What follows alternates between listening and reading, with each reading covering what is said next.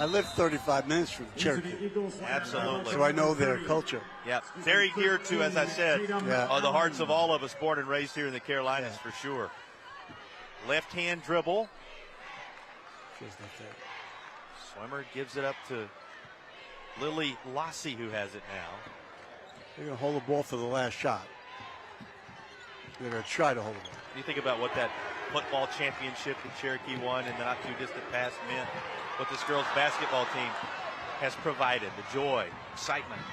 It continues. They lead it with half minute to play in the third, trying to find a window in which to score one, but seeing them go off to the side is Monroe.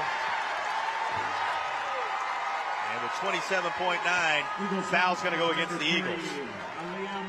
Well, that's as much as you see from a player so often, Coach, about the fact that she couldn't quite get that basket to fall, and frustration can so often set in. Exactly what happens. They follow up with that. Well, if you were going to describe the approach for this Cherokee Lady Brave squad to somebody who didn't get a chance to see them all season as we head into the fourth, how do you describe it? Well, I'll tell you what. Now, they've missed so many offensive rebound putbacks, and I can see why they've won games by 80, 75, 80. Because if they would have put that back, it would have been a big game. But they have not scored inside very much.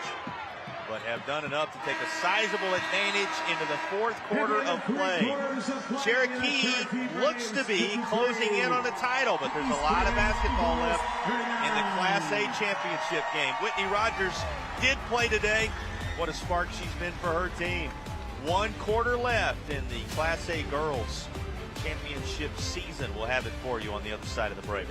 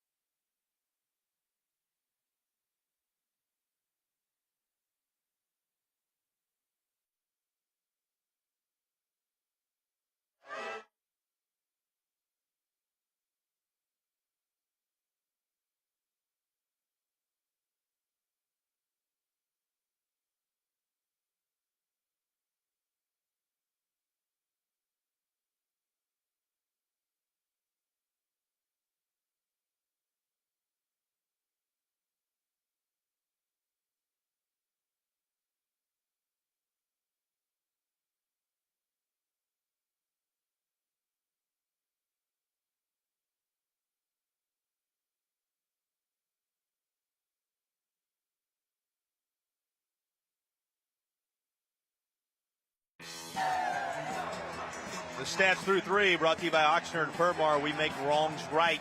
What do you see, Coach? Really simple. 47 rebounds, 73 shots for 42 shots. It's amazing the score is just like this. East has done a great job staying in this game. Translates into a separation of 14. Here are the points in the paint. You see the work being done there. Also brought to you by our friends. And well, the points in the paint, I'll tell you right now, they'd have a lot more if they put back some putbacks, offensive rebounds. Brought to you by our friends at Air Experts Heating and Cooling. That website, airexperts.com. Schedule your tune-up today. They are tracking points in the paint for us. We thank Ochsner and Permar for our overall numbers. To work goes this East Bladen squad. Eagles can't connect on this opening possession.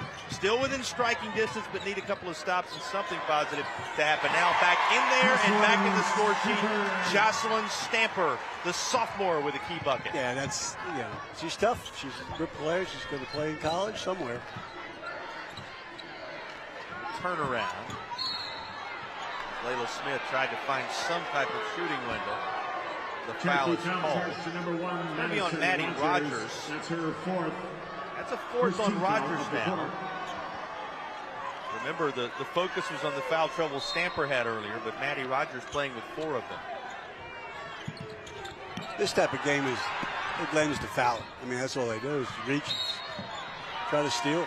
A little bit of a track meet. You're going to lose your balance from time to time. It happens that way. This is out of bounds. Inbound coming for Nene Ward of East Bladen. You know you're going to get the fight from this East Bladen squad. I've seen so often what they've meant to North Carolina high school basketball under the correction of Coach Evers. Taken away by Cherokee. Out front it goes. There's that bounce pass. Nice trailing look, Maddie Rogers. They've been taught to throw those bounce passes. Daisy 4-Killer Raby quickly to Swimmer. And they're going to call traveling against the Cherokee ball handler here. It will be Eagles basketball. Okay. Here we go. Here's a nominee for our West Shore home play of the game. Why not? So many pieces to the execution there. You ain't kidding. Out front it goes. Daisy 4-Killer Raby. Little more needed, and it'll be provided by Nadia Swimmer, who has the final finish. Lead having grown to 20 down. East is getting stuck on this number here. Good. Nice answer for Nene Ward underneath.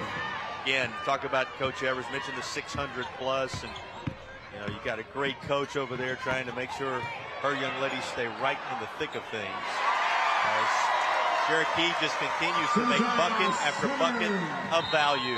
Each trip down the floor of success right now. Steady at 20. The advantage with 6 and change to play. Yeah, and East has done a great job up and down. Now it's, you know, it's important when you're getting killed on the boards the whole game. It wears you out. I mean, you get worn out inside, and that's what's happening. They're tired. They've been stuck on 39. Oh, well, they're 41 now, but 39 for a while. Now watch her try to coach them up. Now you get a window into the Cherokee Lady Braves huddle, and you've watched their staff throughout the day today, pushing all the right buttons with this unit. Right, and you know, East, I just noticed just before that, before they call the timeout, they were running a trap defense here. I don't know if they should do that, because trying to get back in this game is going to be tough. Now, if they're running traps, they could get really blown out. 6:12 to go. Stranger things have happened, and at some point, it's at what point do you release in terms of trying to go for it all? And again, you got one of the more decorated of the coaches in the history of North Carolina. We talked about Coach Evers and the right button she's pushed over the years. You know, first North Carolina high school coach to coach in the McDonald's All-Star game back in 2022. She lists that John Wooden Legacy Award in 2021 as one of the biggest in her coaching career. So highly decorated, so many trips to these type environments in terms of deep playoff runs. But Cherokee is keeping the pressure applied at midcourt, and after the takeaway, it's lost out. It will be East Bladen ball. They've done it the whole game. They dribble. Right when they get half court, they dribble over, they get trapped. They keep doing it.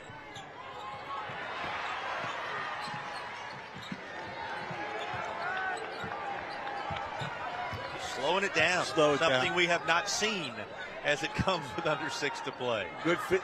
Yeah, it's good.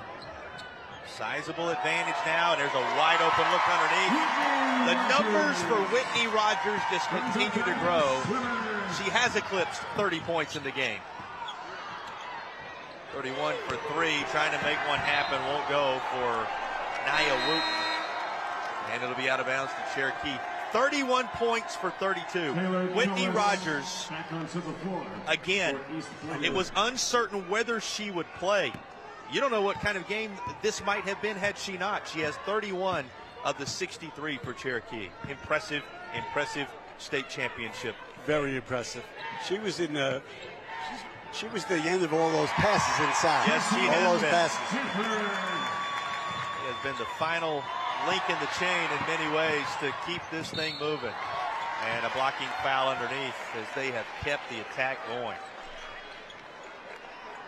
They're going to reach their 80 per game. They got 80, I think 80 per game. Yeah, remember 80 per game, but the high water mark is a couple of times, actually 3 times, up over 100 this year for this group. It's impressive what they've been able to do. Changes coming for East Bladen that are required with the departure of Nia Wooten. Wooten will not only go to the bench, Layla Smith is going to go over there as well. To play Cherokee, and you want to play them good, you have to have a good point guard. Yes. You have to have a point guard that can handle the basketball. You got to break that pressure consistently against this group. And few have been able to do it, and as we're finding out, nobody in Class A has been able to do it enough to prevent them from closing in on what looks to be trending toward a title. Right. What a year it's been for her. What a year it's been for this group. What a run it's been overall with this group of tremendous players. And the thing about Cherokee is they know one way to play, Coach. Hard. And they're going to keep playing that way. It includes a 3 for Jediah Swimmer. A one-care NC three-pointer, one-care NC, assisting clients' health requirements and treatments at home. A one-care NC 3-ball that may as well serve, as they often say in the sport of basketball, as the exclamation point. Look at this. Up 31, you're diving on the floor. 4:48, and it goes back to that point I was making a moment ago. They only know one way to play the game. Diving on the floor. 2 of them diving on. Oh, that was Walker. And that's with complete effort. It is a traveling violation. But sly smile, and it will be a little She started to do a Euro step, and she forgot to put her foot out. Stolen away again. Nearly back in there for Maddie Rogers. This one won't go. Rogers has it again. Maddie Rogers finally finishes it off. Madison Rogers with the doorstep of double figures in this game. And this now, with 4:30 to play, really beginning to trend, as we said, Cherokee's direction. It's going to be... Yeah. Something just it's unbelievable. Left side. Taking your time here with 4 and change on the move, and that nearly was laid home underneath the basket. Instead, the contact means a foul call. Eagles foul charge to number 10, Cabria Baldwin. Cabria Baldwin picks up her 3rd. And Cherokee cruising out front to the tune of a 72-41 advantage. And Daisy 4-Killer Arabia is at the line. The South College free throws will belong to her. Dreams find direction at South College. And this Cherokee team finding their direction all season long to the tune of a 73-41 lead now. It's all coming down to the offensive boards. Giving them so many second shots. And after a while, that just wears on them. Number 15, Suni Lassie. Lassie coming in. You see Daisy 4-Killer Arabia coming off. And a big round of applause as Zuli Lassie, senior, will spend some time on the floor for Cherokee. Think about those who have been on the floor the majority of the time. We mentioned 30-plus for Whitney Rogers. Layla Smith. Jediah Swimmer has put together a 13-point, 10-rebound performance for a double-double. Stamper on the verge of a double-double. She's still in there. And there's your leading scorer. Right hand of Whitney Rogers. Give her 33 thus far. Taken away. She might have a triple-double. She's working toward it. Here's another basket. 15 points, 10 rebounds to her credit thus far. And I would think she has more than 10 assists. Now they have her listed at this point with 6 assists in the contest. Break time coming. And the fans, no break in the celebration that has started. Cherokee surging ahead in the 4th.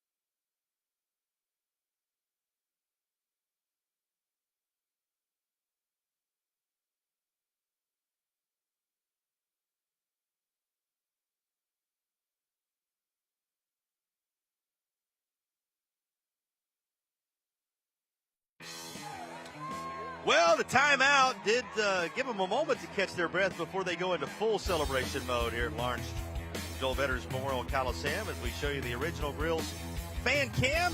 Original Grills, elevate your grill game.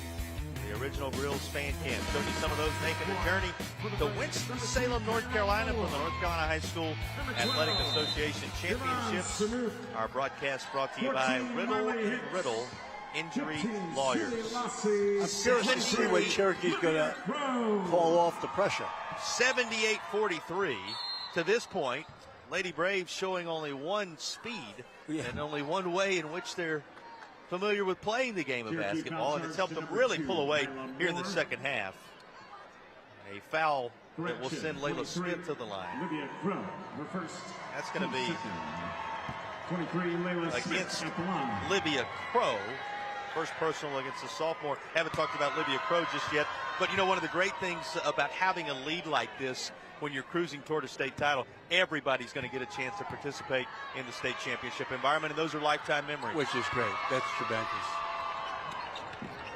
Into the hands of Marley Hicks. Hicks to Yvonne Sanook. Taken away, and Monroe slows it up. Eagles still fighting. You know this team led by who they're led by and what their history has meant. They will hang their heads high when you consider the way they continue to fight, Coach. You're exactly right, Jason. Big turnaround inside. High off the glass. Yvonne Sanook with a bucket. Sanook becomes the latest to etch her name among the scorers in this contest. And we said a double-double for Swimmer. Stamper on the doorstep of perhaps that. Rogers has been everything you would expect her to be and then some. It's been an impressive all-around effort for Cherokee. Olivia Crow was in there trying to battle for the basketball, still doing so, as 23 guards 23. And a traveling call will turn it over to Cherokee. Got to ask you, Coach, you've been there, done that when it comes to hoisting trophies and celebrating championship moments. When it starts to begin to set in a little bit as Cherokee emptying the bench reminds you that it is. The likes of Emily Brady coming into the game. You're getting the hero's welcome for so many of the starters. What's the moment like when it starts to set in that all your hard work is going to reach fruition? And that's what it is. It's hard work. All the time you put into it, and there you are at the championship game, and you win it. I mean, that only happens to one team. Then you get to celebrate those surrounding cast members like Zuli Lassie, who lays home a bucket here with under 2 to play. Exactly right. It really is going to be a team celebration. Happy for her. That is slapped away. Here's Marley Hicks. And this is going to be a foul call. Hicks still looking for her first points, but don't think she hasn't contributed. 5 rebounds to her credit already.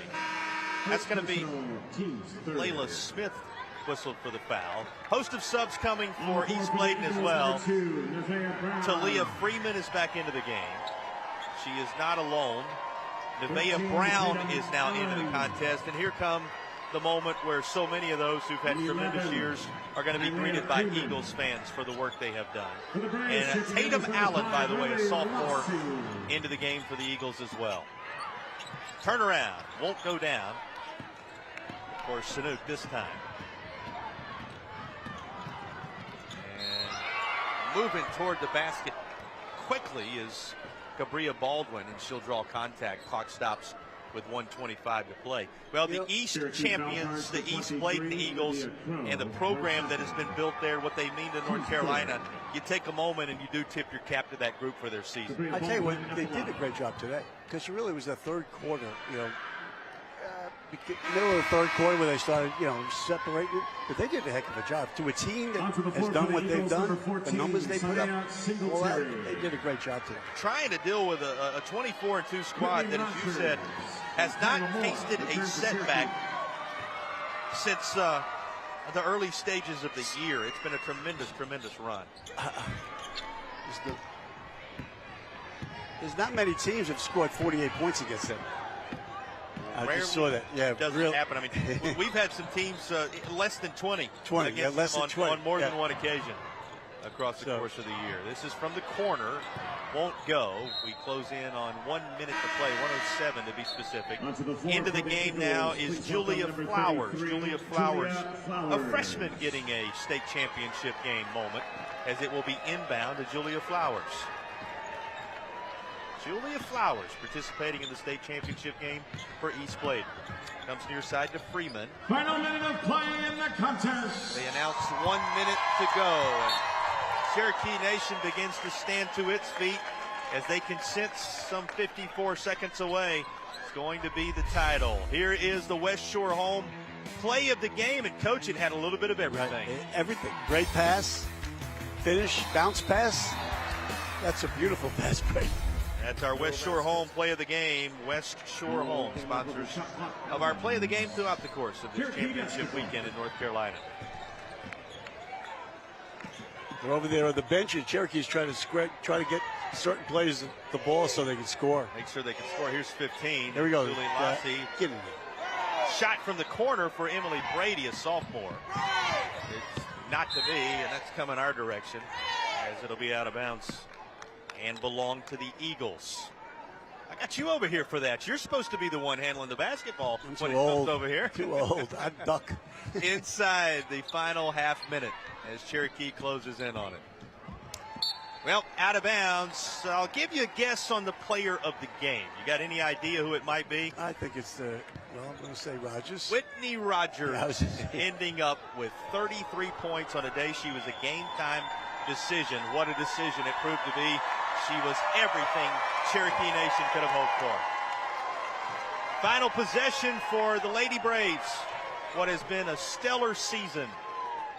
Well, firing away, maybe not final possession. It's Emily Brady thought about trying to add one. The follow is there, and a basket for Zuli Lassie. Championship memories, championship moments, and the horn sounds to put the finishing touches on an 84-48 championship victory for Cherokee Nation. The Lady Braves are going to claim the Class A title, and they do so with a major exclamation point. A phenomenal season and a worthy championship moment. They are well coached. They play hard. They understand what to do. And they're all fundamentally sound. Almost every girl could dribble. Every one of them could dribble. You will hear the trademark call as it echoes across Wake Forest University's Lawrence Joel Veterans Memorial.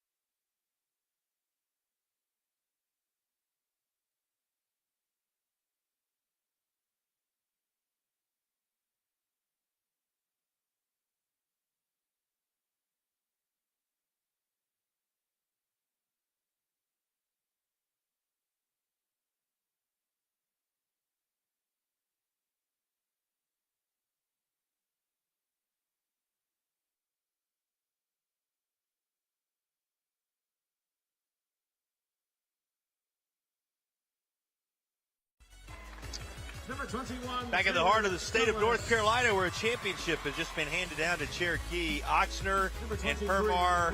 Final stats, we make wrongs right. That's the slogan for Ochsner and Permar. What do you take away from the overall you look numbers? at 58 rebounds, 36 turnovers, and 97 more points, offensive possessions to 49. You know, it's amazing. It's only what the score is to score. I mean, 97 shots taken. Just remarkable. Let's look at the paint numbers, also brought to you by proud sponsors Air Experts Heating and Cooling. Visit them at airexperts.com to schedule your tune-up today. Big discrepancy there as well. That's the same because offensive rebounds, they're in the paint all the time, in the paint. They're big. They're a big team. Cherokee surged down the stretch and pulled away for the Class A crown. And now both these teams being recognized for tremendous seasons. Trophy presentation's coming. We're going to give you over to PA so you can listen in to the sights and sounds of a season well played for both East Clayton and, of course, our champions, Cherokee. Pick up your runner-up trophy.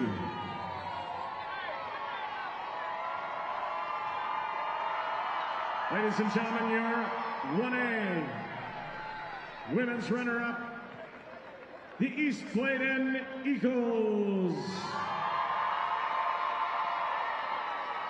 Congratulations on a great season.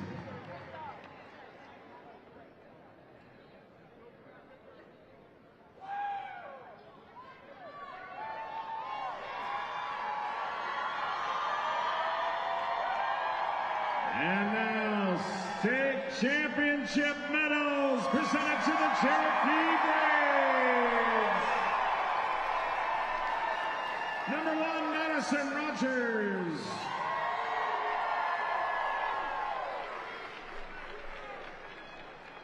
Number 2, Kyla Moore.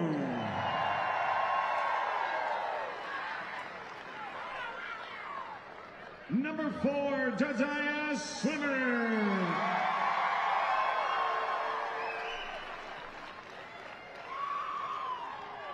Number 5, Lily Lassie.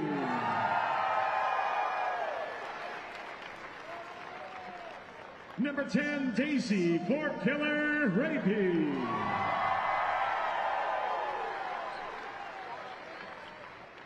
Number 12, Yvonne Saluk.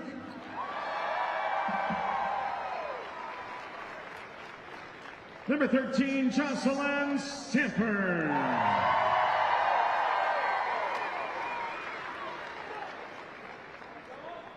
Number 14, Marley Hicks.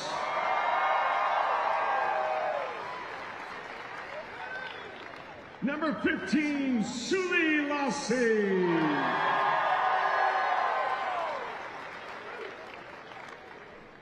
Number 20, Emily Brady.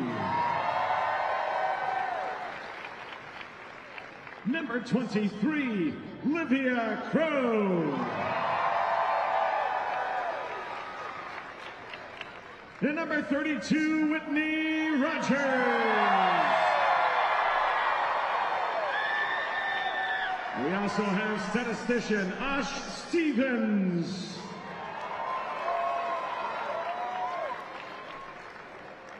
Assistant coaches Paige Stamper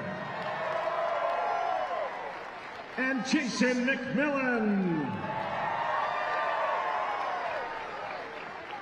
And head coach of your state champion, Miranda Stamper. Also, happy birthday, Coach Stamper! I'd like to ask the team captains of Cherokee to please join Coach Stamper. Come get your state championship trophy!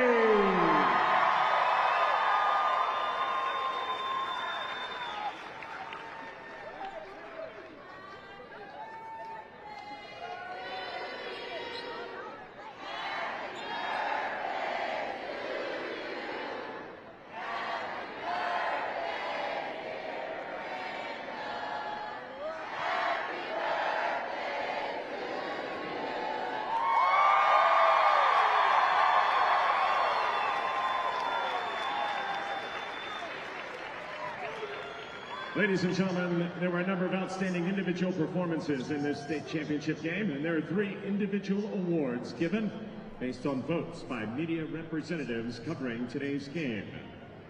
The most outstanding player, powered by the United States Army National Guard, from the runner-up East Bladen Eagles, is Layla Smith.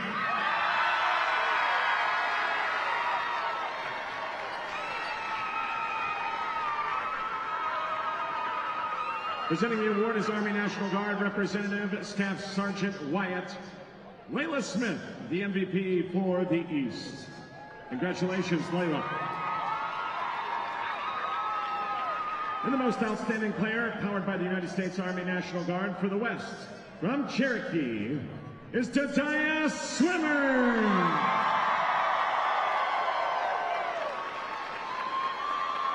Again, presenting the award is Army National Guard Representative Staff Sergeant Wyatt. Our MVP from the West, Tataya Swimmer. And fans, one player has been selected as the Charlie Adams Most Valuable Player in memory of the longtime and former NCHSAA Executive Director, the Charlie Adams MVP for this championship game. The girls 1A division is from Cherokee, and it's Whitney Rogers.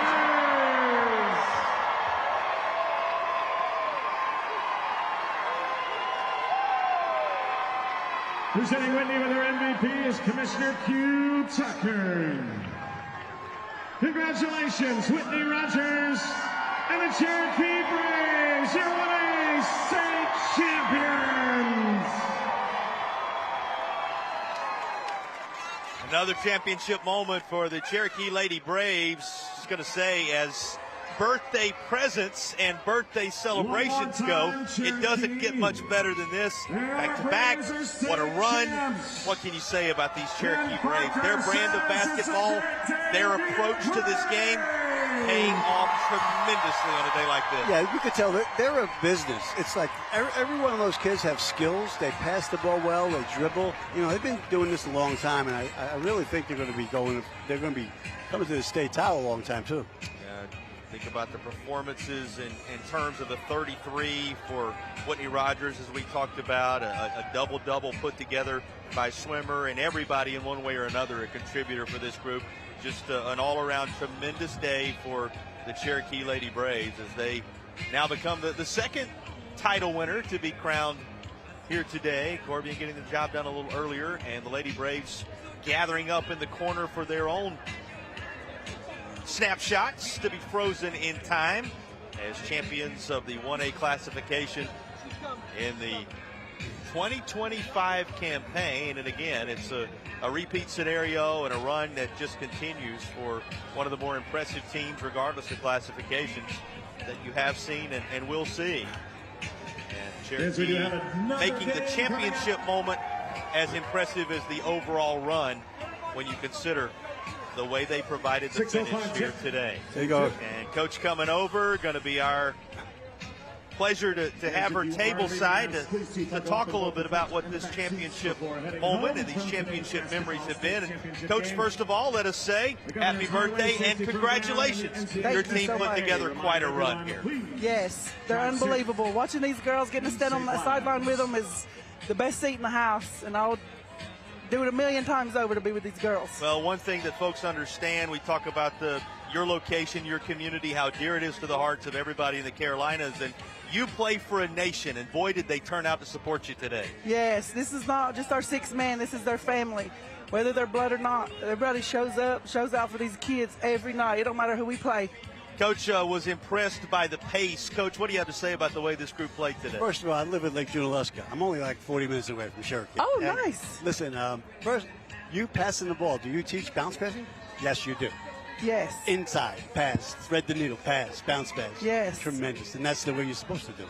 Yes. They do Fundamental basketball, that's what they've been taught since they were little bitty girls. Start with our travel league, our middle school, we go by the same foundations, the same mindset, and all the coaches since they were little bitty, that's what we teach. It's very obvious. It's very obvious. And overall, I tell you what, they play so hard, relentless, hard, and every possession.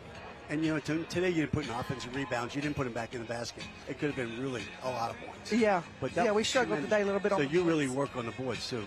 Yeah, well, we go to work. Every ball, we want the last bucket to be a bucket by us every single time. Let me tell you this, your daughter's pretty good. Thank you. Thank you. She's pretty good. Pretty impressive team all the way around, Coach. Again, congratulations on a tremendous moment. When you put this run in perspective and what these young ladies mean to you, what can you say? What's your message about this snapshot in time and what you and your team have accomplished, Coach? I mean, one thing I know about these girls is they play for these fans and they play for the little ones coming up. And that's one thing that I know that they appreciate is all of these little kids coming out, because they were the little kids. And we went up before council before, and I sat there and I told our council members in tribal council, this group will win a state championship. And here we are. Yeah. You've got the job done. Congratulations. Thank you Enjoy so much. the moment. It's one that will last a lifetime. Thank you so much. All right. It Enjoy is your the birthday. Cherokee Thank Lady you. Enjoy Brave your birthday. celebrating a birthday, celebrating a latest championship for this group, for the Cherokee Nation. What an impressive Good day. job. Not just the fact that they won it, but the way they won it. Congratulations to Cherokee on an outstanding season. You can just see, a championship moment, Coach. Nothing quite like it. You can see the great energy that really was on display from start to finish. Yeah, and she talked about it. Those kids are fundamentally sound. They work at it, and they have a nice program going on. It's a business. And you heard about the next group that's coming behind them as well. Yes. No doubt they will make their mark on North Carolina basketball. We're glad you made your mark on this championship weekend by joining us for the North Carolina High School Athletic Association Title Round presented by Riddle and Riddle. Much more to come. Big thanks to our sponsors. Beyond Riddle and Riddle presenting the broadcast, we got Talk It Out NC, Tatum and Atkinson, South College, Air Experts, One Care NC, Original Grills, West Shore Home, Oxner and Permar, and Ingalls all on board. The reason you're seeing live pictures of state championships this weekend in Winston-Salem. The day, the year belongs to Cherokee. They take another title home to a nation. It is the Cherokee Lady Braves, unquestioned above the heap in Class A on the girls' side. State championships roll on. 2 more to come from here in Winston in just a bit. We'll have them for you right here as our broadcasts continue in a moment.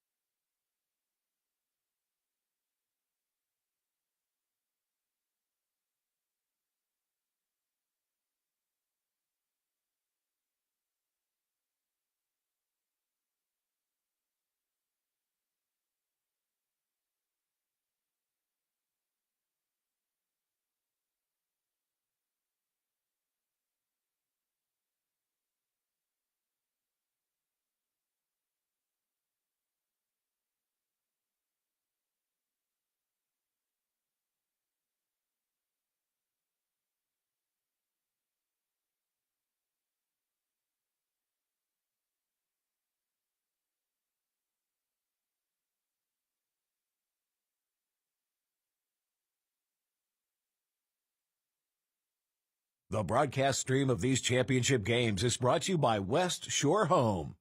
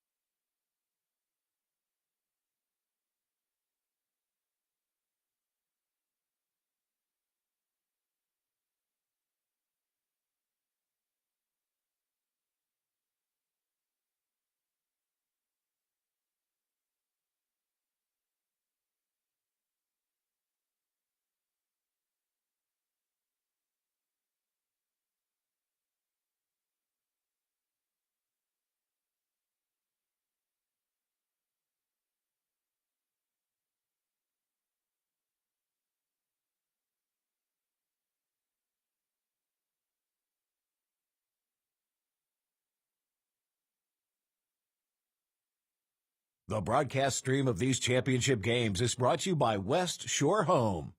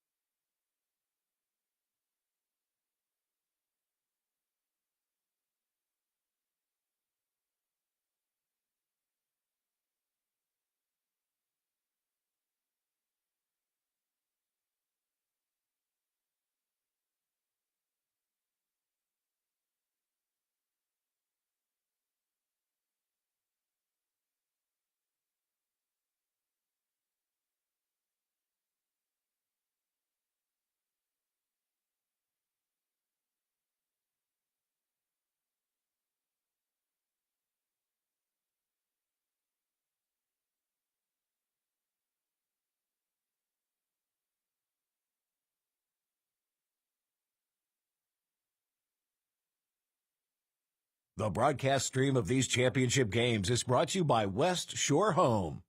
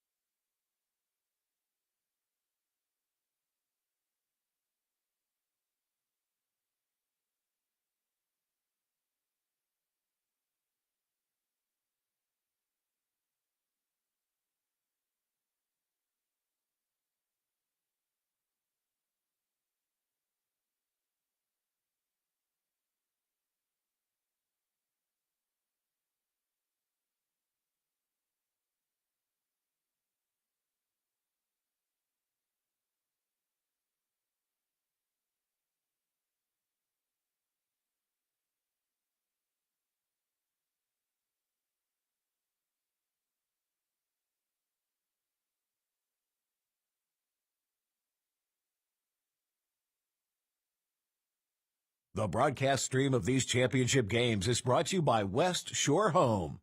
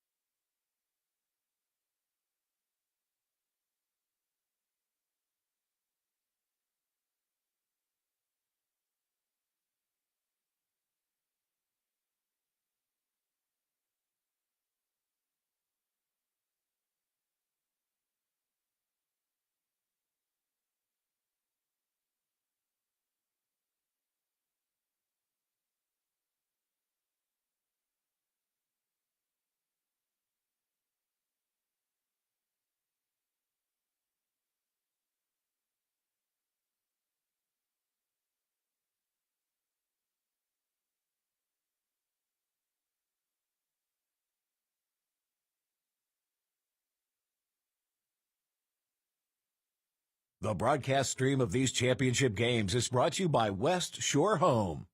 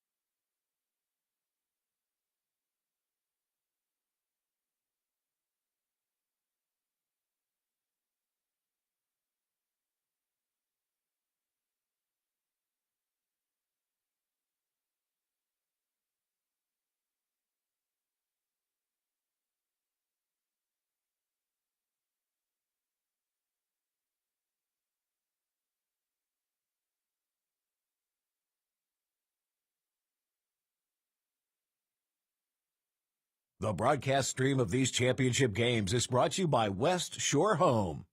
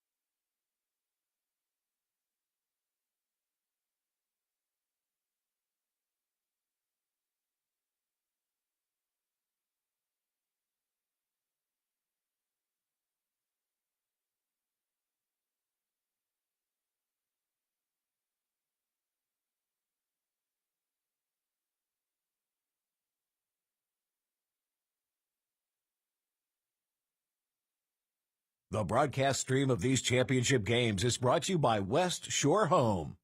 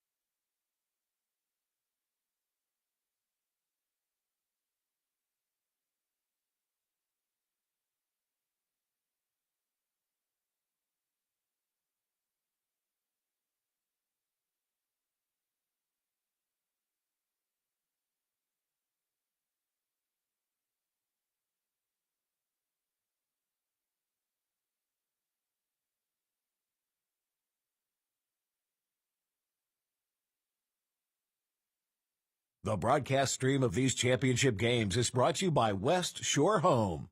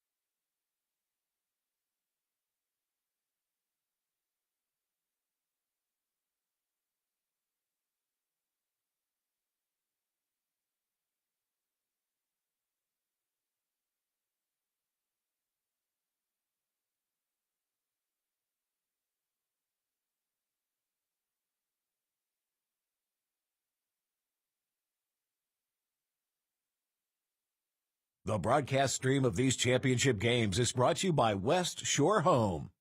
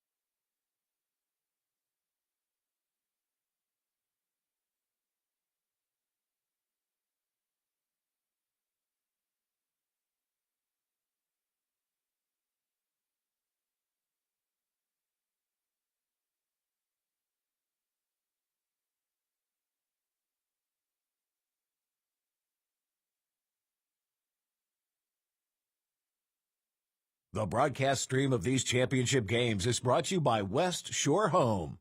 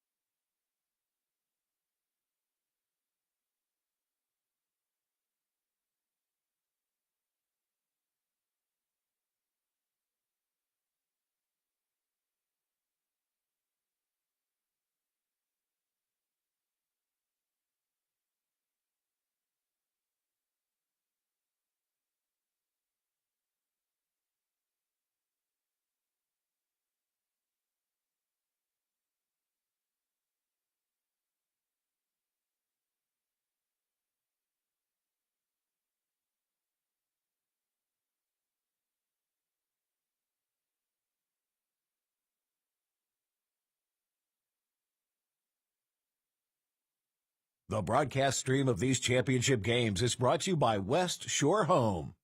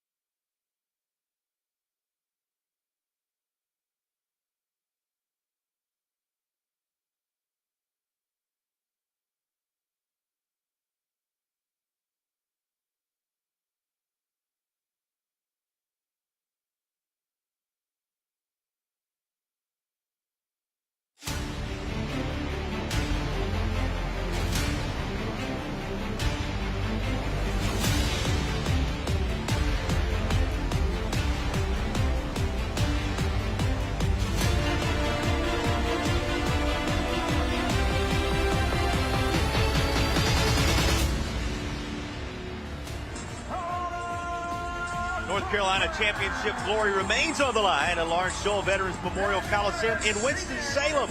Stuart W. Kramer, Western Alamance, head-to-head as we turn our attention to the 3A ranks in state championship battles.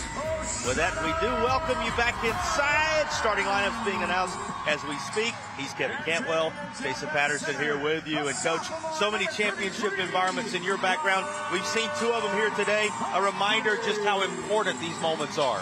They're important, and I'll tell you right now, the moment, the beginning of the game is so important. And how long you're going to be in that moment is going to be the key. The other item we always keep an eye on, what players do you bring to the table? Who are the players that can be difference makers in a moment like this? And we turn our attention to those we're highlighting. We begin with Holland as our riddle player to watch on one side. You know what's amazing about her is she leads the conference in 4 categories. The conference in 4 categories. And shoots 44% from the threes. Need your players to shine in the state championship environment. Playmakers abound. As we turn our attention to the other side, you highlight Sykes, Coach. Sykes, she's 18 points a game, but she's shooting 42% from the threes, but she's everything. She's everything on that team, plays hard. Those are our riddle players to count on. Now as we dive into the keys to the game, it stands as our Ingles food for thought. Ingles, low prices, love the savings. What's it come down to? Take care of the ball. Take care of the ball, both of them, and then rebound both ends. And on this side, you got to rebound, stay out of foul trouble. Staying out of foul trouble for this team is really, really important for Western because their key players can't get in foul trouble. We saw how valuable that was 1 game ago. We've also seen how it can come right down to the wire and just what a championship means. We will crown the 3A champion on the women's side. On the other side of the break, tip is right around the corner in Winston-Salem.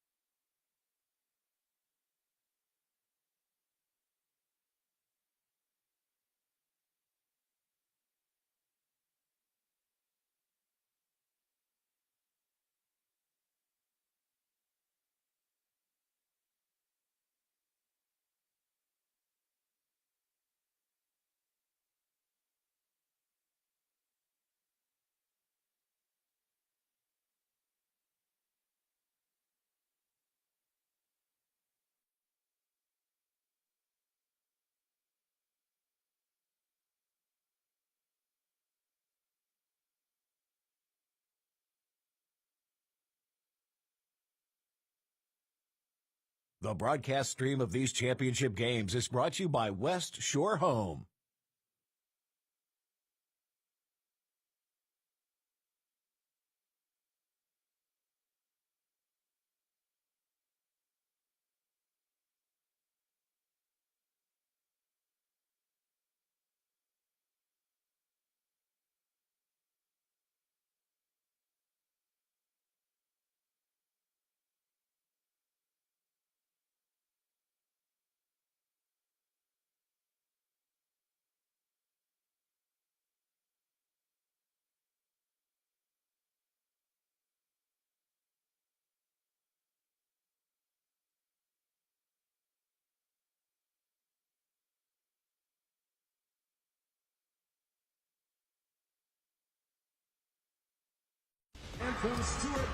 Final preparations being made for the 3A Girls Championship game. Stuart W. Kramer, Western Alamance, earning their way here as champions of the West and the East, respectively. Room for only one of them to become a champion of the state of North Carolina. We welcome you back, and alongside my broadcast partner, Coach Kevin Cantwell. Coach, one thing you watch very closely in this one, as we show you the starting lineups, the style differences. Here are the Tatum and Atkinson lineups. We begin for Stuart Kramer. It'll be McDowell, Franklin, Womack, Holland, and Humphrey, what do you watch with them style-wise? Well, style-wise, this one coach, two teams, very similar size, rosters very similar, but the two teams have different philosophies.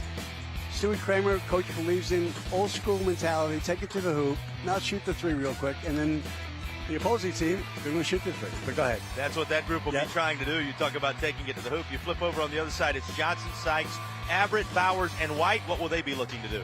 They just play modern-day basketball. They shoot the three. So you got two philosophies. The philosophies work because they got them here. Now today we'll find out which one's going to win today. Those are our starting lineup brought to you by Tatum and Atkinson. Injured in a car wreck, call the heavy hitters.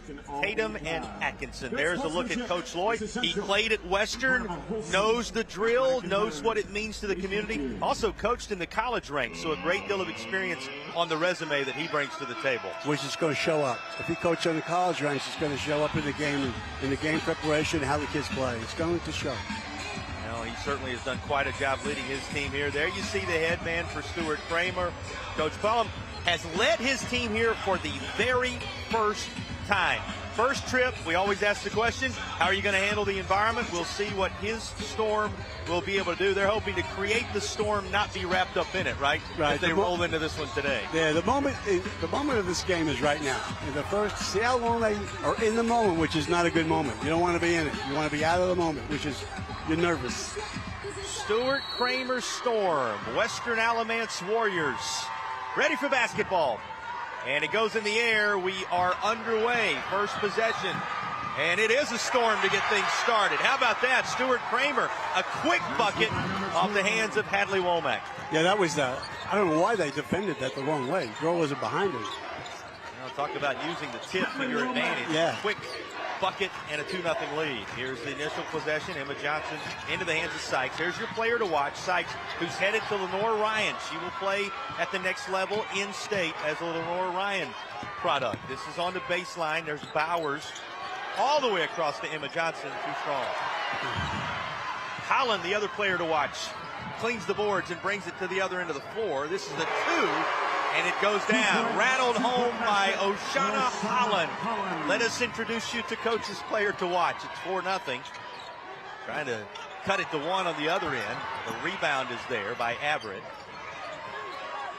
And the possession is preserved. Quick first minute start. A 4-0 run to begin things for the Storm. Made that comment, they want to create the Storm, not be wrapped up in it. So far, so good to that end for the first timers here. Whistle as it goes down the left side of the lane. Emma Johnson draws the contact. Very patient on offense. And when you're patient on offense, one thing you have to worry about, you're passing the ball a lot. You don't want to turn it over. So patience is good. You don't want to, as you're being patient, you want to turn it over. First whistle on Hadley Womack. I don't know if you caught it there, but Sykes, or check that, Emma Johnson went behind the back as she was working her way toward the hoop. So the skills already on display. And she knocks down the first of what will be a couple South College free throws. South College, where dreams find direction, sponsors of our free throws in this first quarter. She's already showing some real skills. Yeah. And she shows how smooth she is from the charity stripe. Knocks them both down, needing nothing but the twine. Up the floor with it. Holland inside, laid off the glass beautifully. Lauren Humphrey, she's a sophomore. That was a good feat for the junior Holland, and the sophomores on the score sheet. I can see early on. I can see why Holland leads the league in 4 categories. Yeah, plenty of weapons to bring to the table. Bowers gives it up to Averett. Down the lane it goes. It's lost out, and it'll belong to the Storm. Well, your first impression of these two, Coach? They're both feeling each other out right now. They really are. They're a little nervous. And you saw the head coach of the Storm. That's going to be an over and back violation. I haven't seen that. I'm not sure about that. She may have already been across. It was right in front of us. I'm with you. Eye test will have to be put to the test here. Yep. That's backcourt. Yep, ended up getting it. So credit our She officials. left backcourt here, and they should have a feet down. Tremendous job by the third team on the floor. What a joy it is and an honor it is to be selected for these environments for the officials. Nicely done by Bowers, who has the basket. She forced the baseline, but there was no one there to help. Coach, all seniors and juniors. In fact, 4 seniors, 1 junior in the starting lineup for this Western Alamance Warriors squad. Very experienced crew. Very. Storm working here, though, and that's too strong from Humphrey.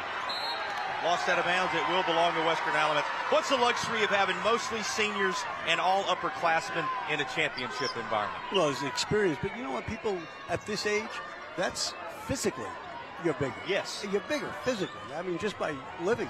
So it's very important. Allie Sykes brings it up the floor. And there's a big difference between your junior year and your senior year as far as growth. Whoa. Well, that's what it looks like in your senior year. There's a big-time OneCare NC three-pointer. OneCare NC assisting clients' health requirements and treatments at home, and that was Tina Bowers who dropped it with ease. 7-6 lead for Western Alamance. Crew out of the East from a championship standpoint, interestingly enough. Well, the coach wants to drive to the basket. Another heat check for Bowers. She's still on fire. Big clap of the hands as she strides across that Wake Forest logo center court, giving her team a 10-6 lead. What a move. Nice separation creation by Oshana Holland. If this game stays close and we're down the stretch, is she going to have the ball? I'm going to bet on her.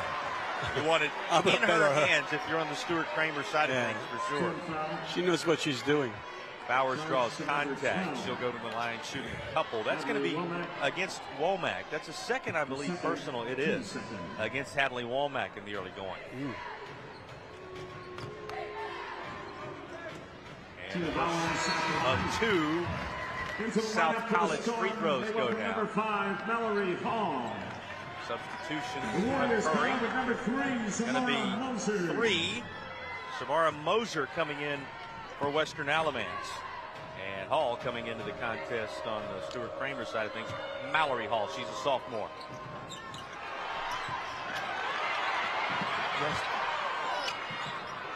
Bowers gives it off this time to Averett. And Averett down the right side. Cleaned up by the Storm. She runs with her head up, boy. She sees everything. That is blocked. And assessed that it was cleanly blocked. This is transition. Chance for Western Alamance. There's Sykes. She will shoot. And will shoot 3 from the charity stripe. Some big-time South College free throws coming. Well, that's what the coach said. You know, they play modern day basketball. They're going to shoot the 3.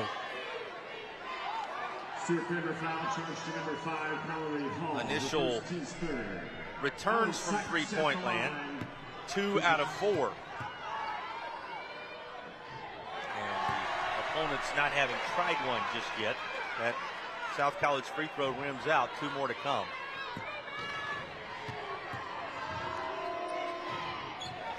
A little bit of bodying. Let's just send that down. And everybody was moving. They're so used to 2 shots. And she said, wait a minute, I've got 1 more. And she does. You see everybody on the line. They were moving around a little bit thinking, she that's got me both too. of them. I thought it was. Okay. Caught coach as well. I thought someone stepped into the lane or something. They get an extra shot. It's 2 out of 3. Big time pressure here. And a 10-second call as a timeout is on the floor. Western Alamance surging ahead to the tune of an early 5-point advantage.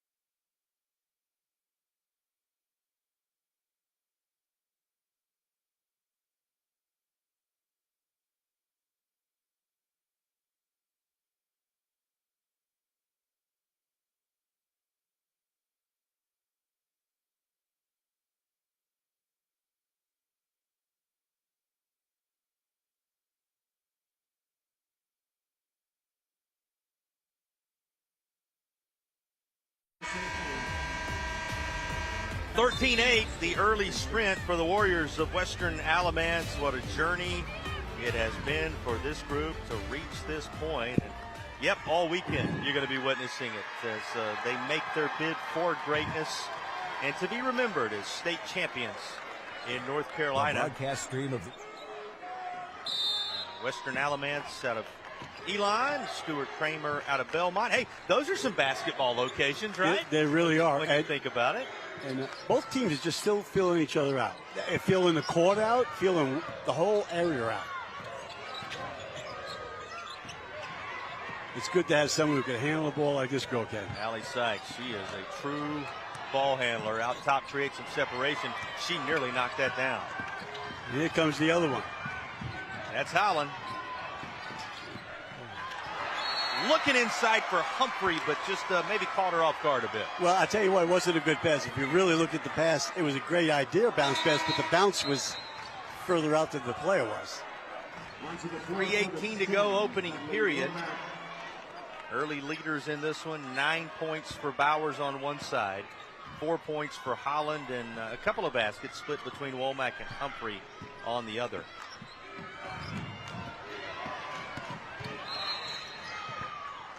We're told the whistle this time is going to be on the floor. Kramer's got to sharpen up in the half-court defense and keep letting people go to the basket. We'll try to get our official's name for you in this one before all is said and done. Fourth whistle and the fourth team foul is assessed. But suffice it to say, nice job done by our officials in these contests so far. I haven't really sung their praises to this point, but they've served us very, very well. Excellent job, everybody. Boy, how about that? Another three ball, one care NC3 that's timely to push it to 16-8, doubling them up, and that's a needed answer on the other end. Holland, who else?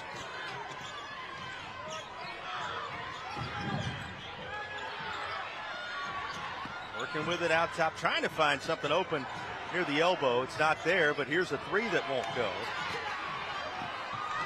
Holland up the floor with it. She looks ahead. Humphrey, and it's disrupted just enough. It's out of bounds. You know, they haven't taken Kramer hasn't taken a three, have they? Not as yet. All of them on the one side so far. That's his philosophy. He's going to take him if they're there, but he wants to get the foul on. Coach wants to get the foul on. And another whistle. It's going to be stopped with 2:23 to play. And shots are coming. It's going to go against Moser here. In the act of shooting, so a couple of free throws, South College free throws coming. First one goes down. Yeah, Coach, I referenced our officials just a moment ago. Nice job they've done so far this weekend. Rick McCain, Sean Hogan, Tony Pate, and Vernon Brown Jr. handling that most recent game. We'll try to get you the names of the officials in this one before we're done as well. But all those that have been given the honor of being a part of the state championship environment have done a nice job so far. So far, except that last call. Well, there you go. She missed it. You always got to get on that last one. She missed it. A coach's perspective never changes. Mistakes once in a while. Here we go. Ends up being Holland again, who looks for a window. How about that shot? Somehow falls. Holland impressive. On the other end it goes. And it's gathered up by Mallory Hall. She's only a junior. It's remarkable. Are you kidding me? Holland again. Weaves through traffic and secures the bucket.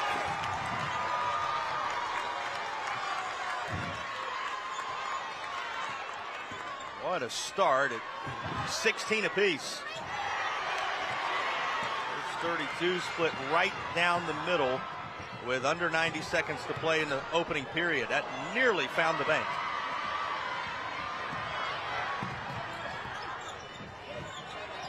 Closed on this late Friday afternoon as we push on toward evening hours now. There's Sykes again. She'll try to step back and fire one. It goes. A one-care NC three-pointer. One-care NC. Assisting clients, health requirements and treatments at home. And how about this? The three-point differential, you said it, one of the big stories of the game. 4 of 9 on one side, 0 of 1 on the other. Yeah.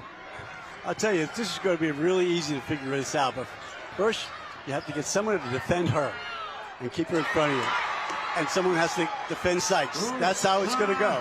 Easier said than done. And this is one of those good old-fashioned, they look at each other and say, you play your way, I'll play mine, and we'll see what shakes out. When I say defend Holland, I mean don't let her have the ball. So you have to put somebody on her that's not going to care about what's going on in the game. You're going to deny her. She's going to get it once in a while, but she can't get every time because it looks like she's going to score every time.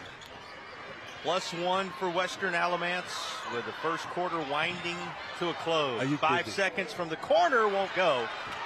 And it's going to take a heave from this side of half court that will not find payment. It is 18 on the board one side, 19 on the board the other. 1 quarter in the books, 1 point separating these 3A title combatants.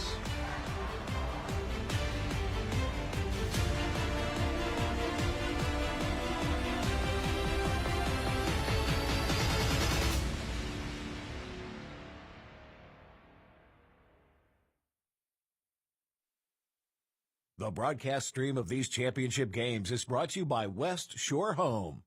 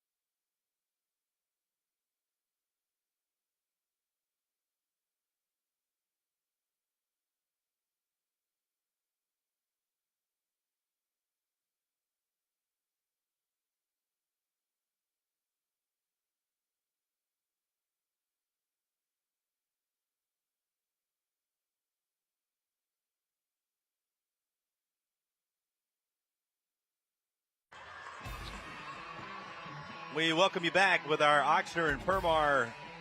We make wrongs right. First quarter stats. What do you notice? I just see 3-pointers, 4 for 9. Other than that, not much difference. Everything's the same. This is the way they play. This is the way they play. I do notice right now, and here's points in the paint. Yep, Air Expert heating and cooling points in the paint. Schedule your tune-up today. AirExperts.com. Big difference there. Yeah, that's because Holland scored in the paint. You got it. But one from without and one from within. Different ways to get the job done.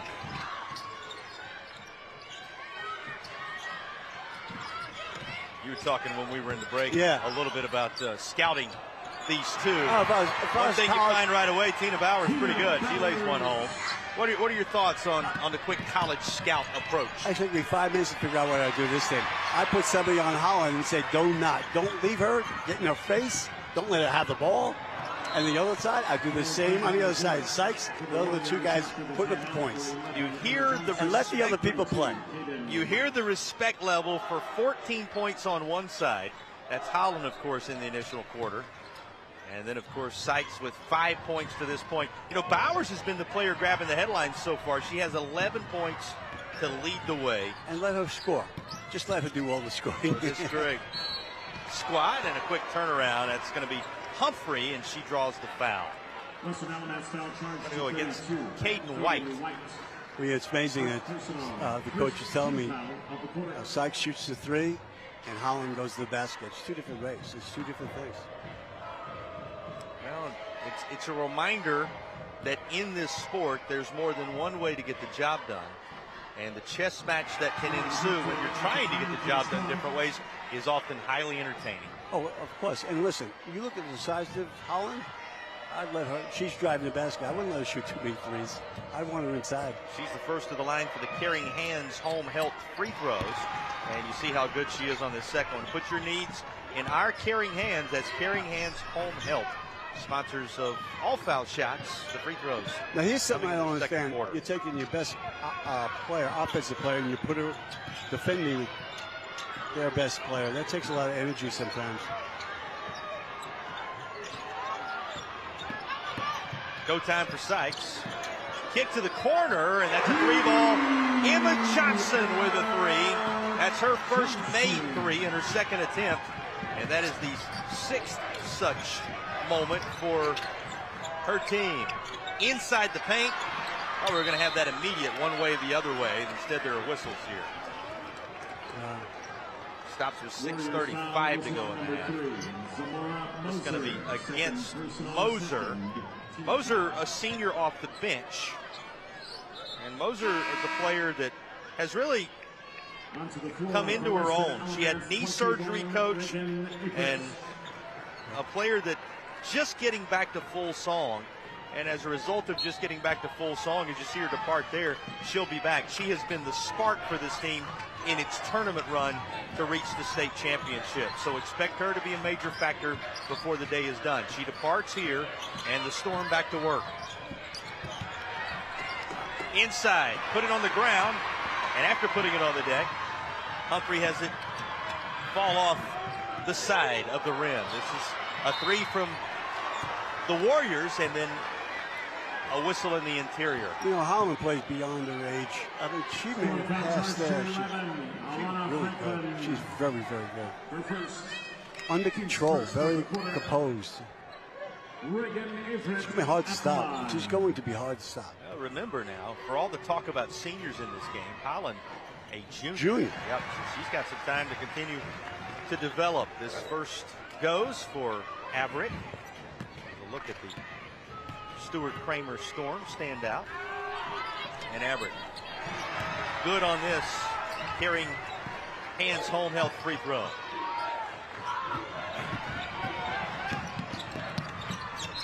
Down the right side. Continued attack of the basket from who else but Holland pays further dividends. It's 3 fouls. 3 fouls. You know, they're fouling. Yeah, team's third. Second personal picked up in recent moments by White there. Keep an eye on that. And she's going to depart after picking up a couple of quick in succession. This game could change. This girl here on the line, foul line, she could foul a lot of people out. Yes, she can with that attack. Ava Mitchell, you saw come into the game for Western Alamance. And the Caring Hands home health free throw capitalized on. Lead 5. You see, I wouldn't put Holland on her because Holland draws so much energy on the offensive end. I want to rest on defense. I would want to rest her a little on defense, but they do switch. They switch everything. So she's not on her very long. I'll say this, though. It is fun to see those two going toe-to-toe with what they've meant to these two schools across the course of their seasons. And Sykes getting set to go to work. She'll get a nice screen that they switch everything. Opens her up.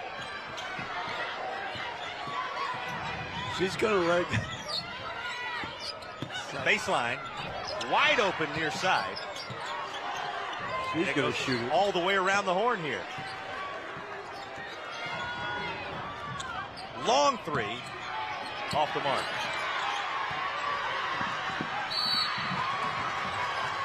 Perhaps a reach in coming. That would be a tough one picked up by Sykes there. That's exactly who it's going to be. Allie Sykes whistles for the foul. That wasn't a smart foul at all in the backcourt. Tough one. Fourth team foul already assessed Western Alamance. In less than 3 minutes. For Sykes, that's just her first personal. Picked up in the midcourt.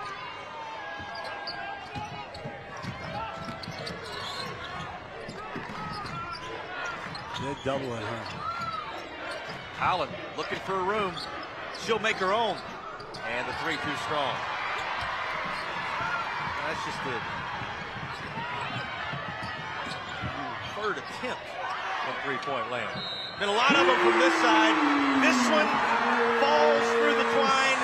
And one more is coming for Allie Sykes. She's got a chance to turn this into a 4-point play. Why is she wide open? She's the best girl in the court.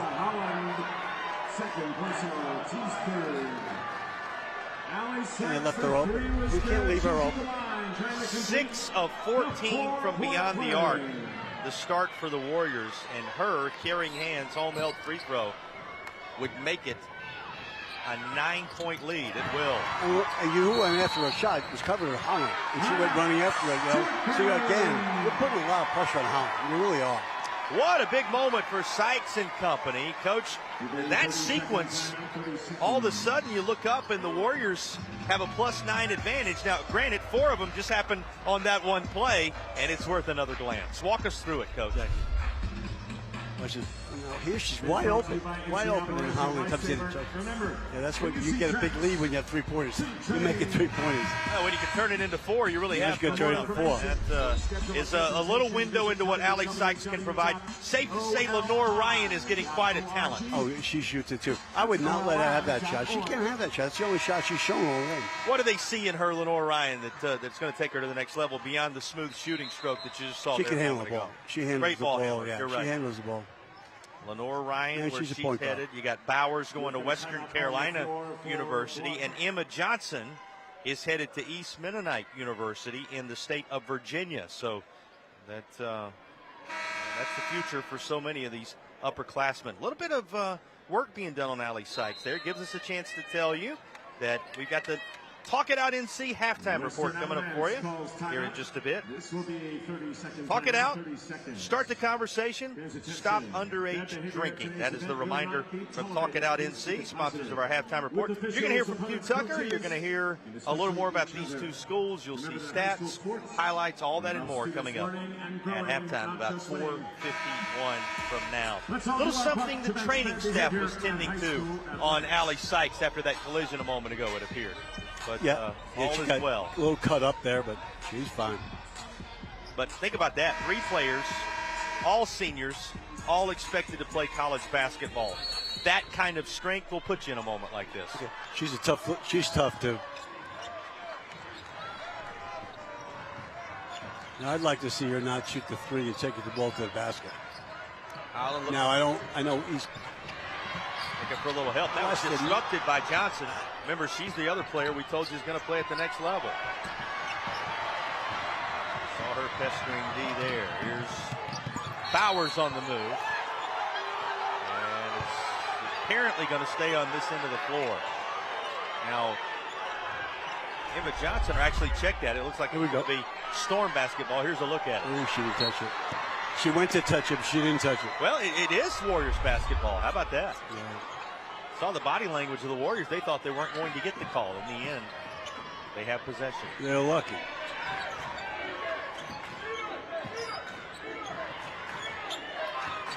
A state championship game, girls side. So they're playing a zone now, 2-3 zone. You're in Winston-Salem, North Carolina. Kevin Cantwell with you. Jason Patterson here with you. And happy to have you with us on our broadcast brought to you by Riddle and Riddle. All right, Coach, Sykes leaving here. What'd you see? Well, she's got a little blood on her somewhere, but this is the time that they're going to have to sub for her, don't they? I don't know what the rule is in high school. But being held right now. I think they'll sub for her. And they're calling Coach Loy over. If they had a sub for her, I'd tell them to go try to score as many points as while she's out. Well, wrap the knee this time. Okay. And the inbound is coming. So she remains with a 9-point lead and 4:08 to go in the half. Now, if they're in the zone, fine. But when she gives the ball up, stay with her. You got to stay with her way over the other side. You have to. You can't give her any openings. That outstanding a player. Going to slow it up mid-court. It's a zone. She's trying to pull him out of the zone. have to do anything. Holland doesn't have to do that. Well, she earned the 5-second call out of it. How about that? Holland with some defensive prowess that pays dividends. 9 is the lead with 3:36 to go in the half. More to come from Winston on the other side of this break.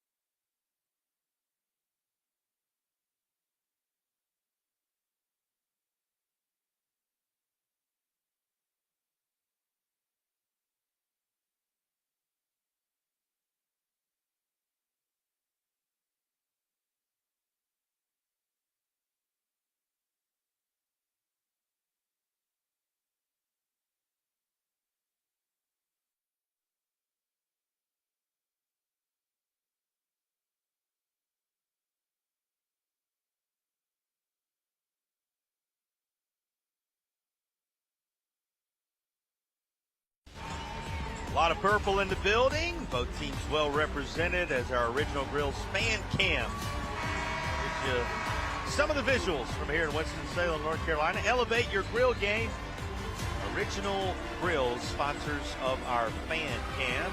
Cheerleaders make the trip. We've had some pep band activity from time to time. You want all the pageantry that surrounds high school basketball in North Carolina. Well, few states have the type high school basketball passion that North Carolina does. Few states have the passion for basketball, period, that North Carolina does. Good to see it on display on a day like this. That's not all that's on display. The shooting ability of Holland is as well. That was crucial. They needed a bucket. Quick feed. Just a little bit too much juice on it. Here's Holland again. Avoids the trouble. Stop. Pop. She's found a groove. Holland in rhythm. Hard to stop. She's hard. You're not going to stop. And it cuts the lead to 2 possessions with under 3 to play in the half. You just have to figure out a way to avoid having the ball so much. That's a pretty good option on the other end of the floor. Allie Sykes, a 7th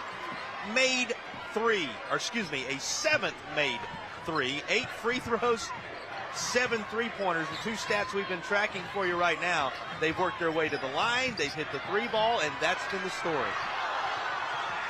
Gathered up by Mitchell. And it's going to be a long run. Unable to save it this time.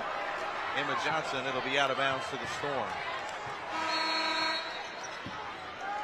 But there I go. You know, Sykes hits that 3 over there, and Holland's playing her. And Holland's, she's tired from offense, and she's not going to be on her all the time. I want to go to back to that point for just a moment, Coach.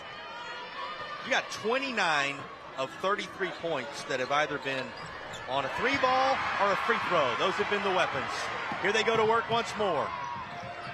And a little bit tougher doing this, although it's laid back home by Ava Mitchell. The freshman is in the scorebook. She's also going to provide the defense here, but will be assessed a blocking foul. A couple of shots coming because that is a 5th team foul. I tell you what, she's going to wear herself out. I guess she's in shape. She probably does this most of every game. But right now, I'm getting tired of watching it. First of the... She's playing good defense, but she gets in that lull when she forgets where Sykes is. But you better not her playing her, but she's going to stun her. Both the carrying hands, home health free throws go down. Put your needs in our carrying hands. Sponsors of our free throws in this second quarter. A couple of free throws of their own for the Storm. Inside, wide look, and it goes a little too strong and off the side. I don't know how she was wide open. Boy, taken right back away by Emma Johnson. Sykes, stop, delivery. There's the 8th made 3. It is Sykes again. She has 4 of them personally from beyond the arc. contact and a whistle with 1:32 to play after the lead had grown to 9. Well, this was quite a sequence all the way around. Right, she's trying to dribble the 2 people, and she shoot a 3. I mean, we know she's going to shoot a 3. And she's the type of player, you have to go right smack out on her. You have to really, because she's going to shoot it in your face if you don't. Emma Johnson with the takeaway there to begin things created the opportunity that Sykes capitalized on. I'll say it again. 4 made threes for Sykes as she's connected on half of her tries, and she's got half of the made threes for the unit. True trip to the Caring Hands Home Health free throw line. That's where good work's been done by the Storm of late. Back out to Sykes. We're in a zone, and I'm not sure.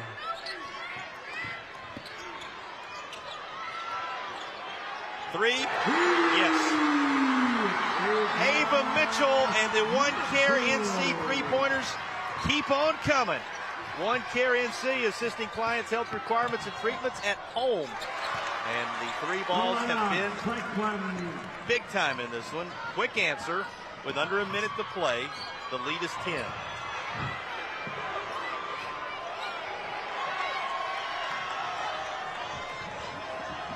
Well, you want to stick around for the Talk It Out NC halftime report coming up in about 41 seconds. That's our Talk It Out NC halftime report. Going to meet someone from the North Carolina High School Athletic Association. You're going to have a whole lot of highlights and stats, all that and more. Start the conversation. Stop underage drinking. That's the challenge from Talk It Out NC, sponsors of our halftime report. Here comes the inbound with 36.1 to go. Holland is exhausted. She's exhausted. Halftime's coming to her delight. Well, you know, she's playing the game like it's the last quarter. She needs to cool down. Well, she came down the last time, you know, they were down, and someone hit a shot, and she's playing like the last quarter. She's got that intermission right around the corner, certainly in the conversation as the player of the game. Reminder, we're first going to have the West Shore play of the game. West Shore Home sponsoring that, and then the Riddle and Riddle player of the game will be selected before we're done as well. When justice counts, that's Riddle and Riddle, and they'll sponsor our player of the game. 10 seconds left in the half.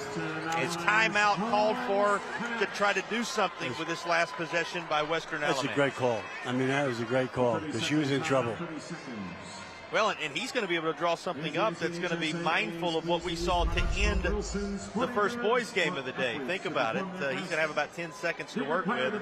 There you see the trouble he helped them escape. Over 100 years. Learn more at Wilson.com. You go inside the huddle with Coach Loy.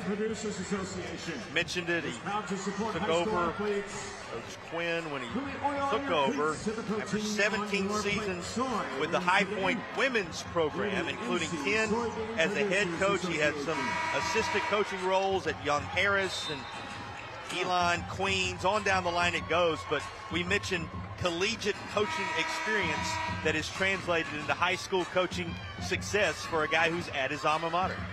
And he has a lot of college coaching experience. 10-point lead with the basketball. His Warriors have 9.9 with which to work. They're going to carry it, would seem, a double-digit advantage into the break if they hold for the final shot. It's just a matter of how large. Sykes will take one more three off the front of the iron, and the horn sounds to indicate the end of the half. Your thoughts on this first half? Sykes. He's the story. Sykes to this point leading the way. She has 15, including 4 made threes in a first half that has watched her team pull out front by 10. Stick around. Halftime report when you return to Winston-Salem in the 3A Girls Championship game.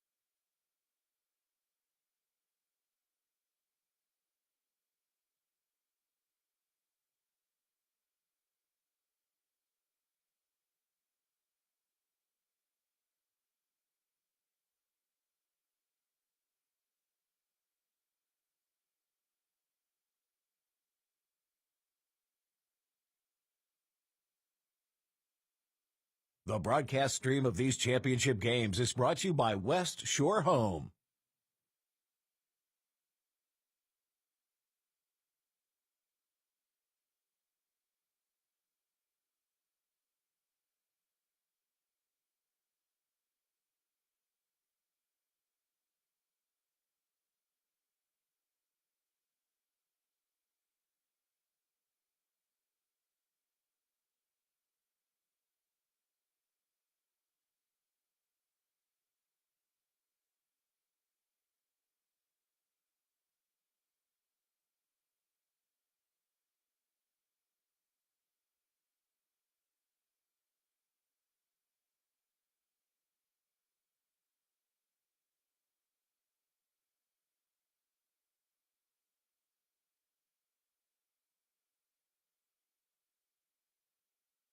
You're watching the Talk It Out Halftime Report. Talk it out. Start the conversation. Stop underage drinking. Well, hey there, everybody. Thank y'all so much for tuning in to the state championship high school basketball games. Joining us is our long-standing partner all the way from Ingalls Markets, Miss Melissa Level. Melissa, are you loving these excellent basketball games? I love it. What a great season it's been, and the best of the best is right here now on television. Best of the best is right. Now, let's talk about that long-standing and robust partnership between Ingalls and high school championship athletics. What all does that entail? It's just absolutely wonderful to be able to connect with all the schools within our region. You know, we're in 6 states, and so we have Friday Night Lights with football, we do basketball, we have softball, even some Olympic-style sports, and we go all the way up through college, and then of course some minor leagues. But we just love that high school spirit and the fun with that. A lot of those players work with us. A lot of their parents have a shop at our Ingalls, so it's kind of like a big family coming to watch all of them play, right? So we love that. We love it as well. Melissa, as always, thank you for taking the time to speak with us here today. Thank you. All righty. Let's get back to the game, folks.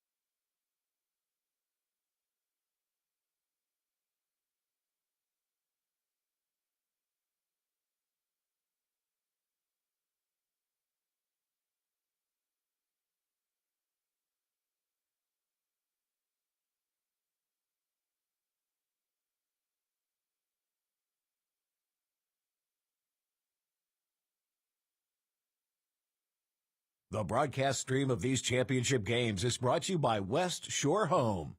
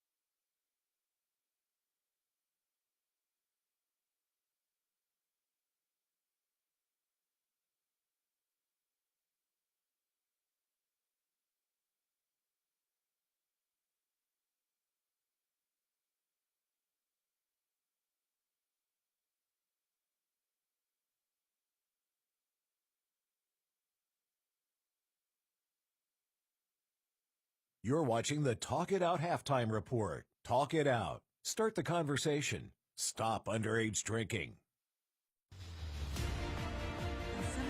10 the separation. Western Alamance a strong first half. Second half on the horizon. First things first, though, plenty more to learn about the North Carolina High School Athletic Association. Its bright future. Jay caught up with Q Tucker. Here's that interview. Good to have you here, Commissioner Tucker, and thank you for your time. Thank you very much for the invitation, and it's great to be here with you. What are the biggest challenges facing high school sports today, and how is the NCHSAA addressing them? This is education-based athletics, and we're trying to teach civility. We're trying to teach respect for one another, and that comes with playing in our programs. And so that continues to be something we address by pointing out instances of ejections to our membership. We try to reward good behavior by giving ejection-free certificates each year for what they've done the previous year. We have our student athlete advisory council, which is made up of students representing each of our regions across the state. And what we try to do with those young people is put them in a position where they learn leadership skills, and then they can get in front of their peers. They can have be responsible for helping conduct conferences and summits with the idea that we're helping them understand you can be a good student, but you can also be a student athlete. And that's been working very, very well. It's not a new initiative, but I think what we've done is try to expand and grow the program. What makes the basketball championship such a special event for schools, students, and communities? So many of these young people who play on in these programs, and particularly basketball, football and basketball are obviously our most popular sports, but these young people are seen in church, they're seen in the grocery store, they're seen around towns, especially in your smaller communities. And so when you get to the ending of a season and their team is still standing, it rallies that community. It creates a buzz that you feel when you go into some of those smaller communities, and even in our larger communities, even though they are much more spread out. It's just an exciting time, and just to be able to go into the venues now that we are afforded to play in. And Commissioner Tucker, I know you're a former basketball coach. What advice would you give to the coaches and the players competing in the championships? Don't sweat the small stuff. Don't worry about fans trying to get into the game, how fans buy the tickets. Coaches don't need to worry about that stuff. That's what their athletic director is for, principal. All of them will take care of that. And then the final advice that I would give them is savor the moment. We appreciate your time, Commissioner Tucker, and thank you for everything you do for high school athletics. Thank you very much, and I appreciate this opportunity to talk about high school athletics in North Carolina.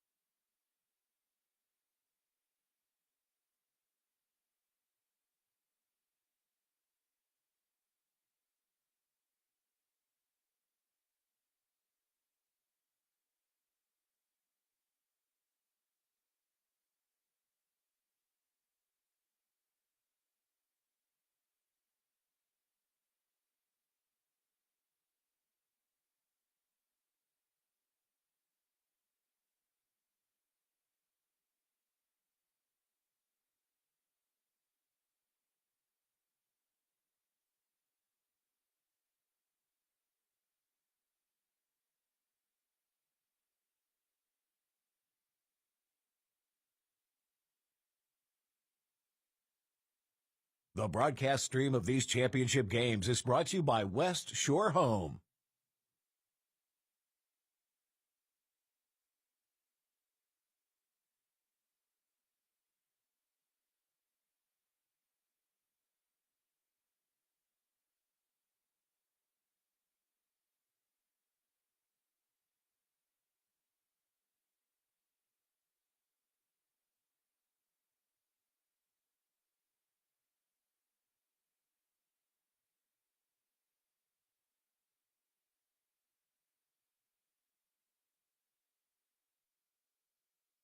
You're watching the Talk It Out Halftime Report. Talk it out. Start the conversation. Stop underage drinking.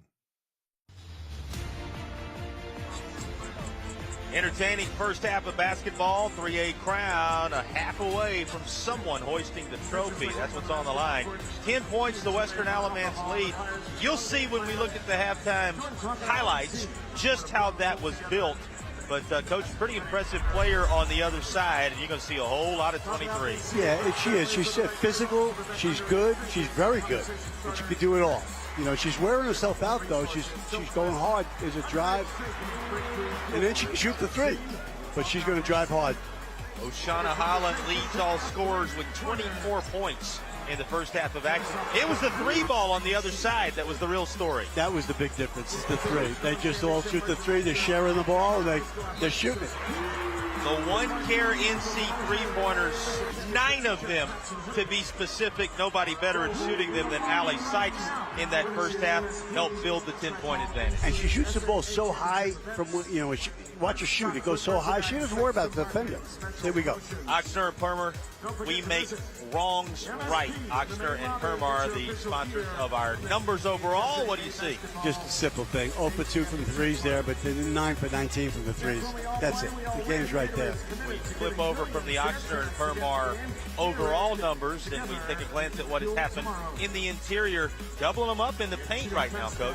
Yeah, because Holland takes it off. She goes. And that's the philosophy. He wants to get into the lane, and the other team wants to shoot the three. So those paint points being tracked for you by Air Experts Heating and Cooling. Schedule your tune-up today, airexperts.com. You have the numbers. You have witnessed the highlights of what has been. Time to find out what will be when you return to Winston-Salem and Wake Forest University for the North Carolina Championships. 3A title bout continues right after these messages. Just visit PassFed.com.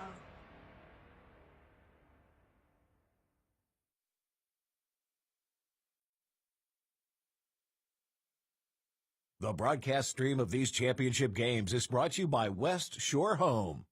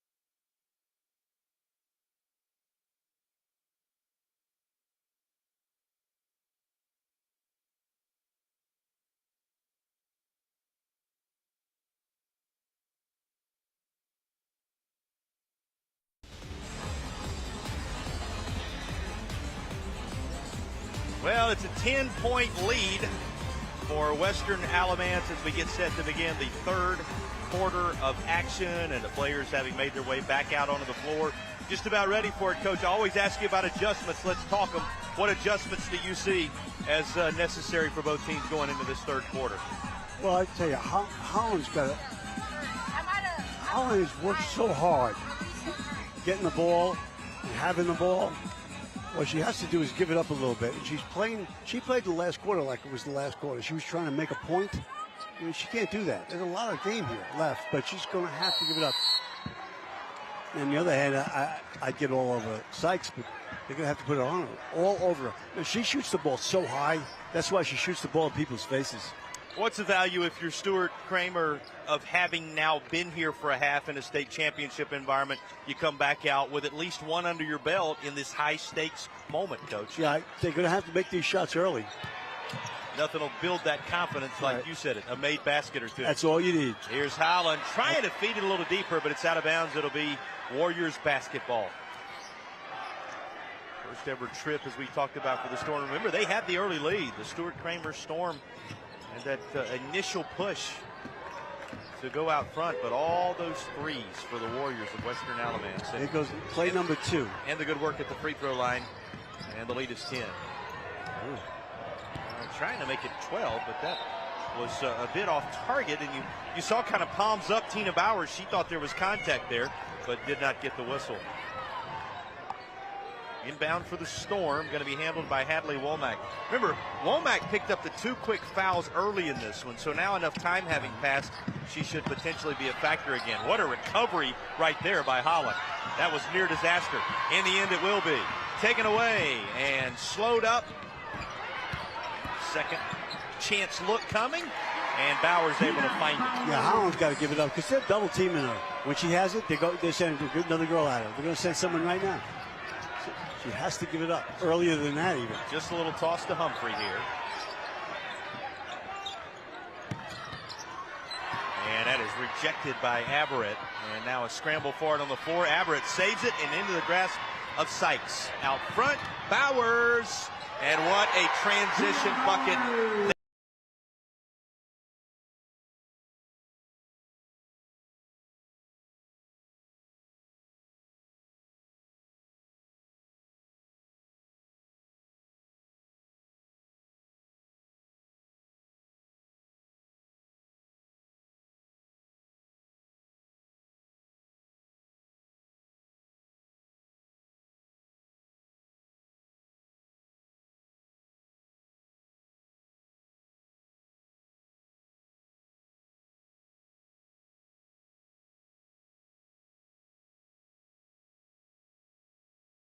Of some equipment for Allie Sykes. Sykes, who you remember, had to be seen to by the training staff a bit earlier after that collision on the 4-point play, one of the premier moments of this game. All seems to be in order now, taken away by Johnson. Emma Johnson slows it up. Quick look inside to Bowers. Wide open, long three, true. And she'll sling her hands in the air in celebration. Emma Johnson with a 3-ball. And, Coach, that's the latest OneCare NC three-pointer. They have continued to arrive for the Warriors. Yeah, timeout. You know, Holland's exhausted. She put all the energy into the first half. She can't dribble like she did the first half. She's tired. She can't go by anybody. Here comes Eiley Black into the contest. Let's take a look at the feed and the 3. Beautiful. Nice follow through. OneCare NC, they have certainly received some love with those 3-point baskets they're sponsoring tonight, assisting clients, health requirements and treatments at home. Those 3 balls, and we're tracking them now. Looks like 10 of them in 20 tries. Firing up another, and that's a little too strong. 50% from 3-point land, 10 made threes. And a whistle that will send it the other end. And it's not just the 10 made threes, Coach, that jump off the stat sheet at you. The opponent 0 for 3 from beyond the arc. So you got 10 made on one side and not a single made 3 on the other. I know that's not what they do, but a few of them tried that haven't gone down. And you said it, with the energy level where it has been, going to be interesting to see how that plays. Yeah, the energy level is going to be the key right now. Well, breaking that pressure, and then as it's handed off, it's going to work out of bounds, will be Warriors basketball. See, if Holland doesn't have the ball in her hand, that's what happens. Crazy stuff like that happens, but at the same time, she's exhausted. You think about it, the court's longer. A lot of things going on here. Yeah, we talked about that in the men's game. Let's revisit that just a moment. There are a handful of things you're dealing with, particularly if you're in this type of environment for the very first time. You've got the depth perception issue, not a high school gym, to say the least. Beautifully handled here, laid home by Bowers. The length of the floor becomes an issue on more than one front, though, Coach. It does, because when you come over half court, normally in high school, you're almost where I can start my offense. Well, you can't stop your offense when you go over half court here, but kids will do it. The players will do it. Now, when you pass the ball to the wing, when you do that, all right, you're going to get the ball 6, 7, 8 feet out further.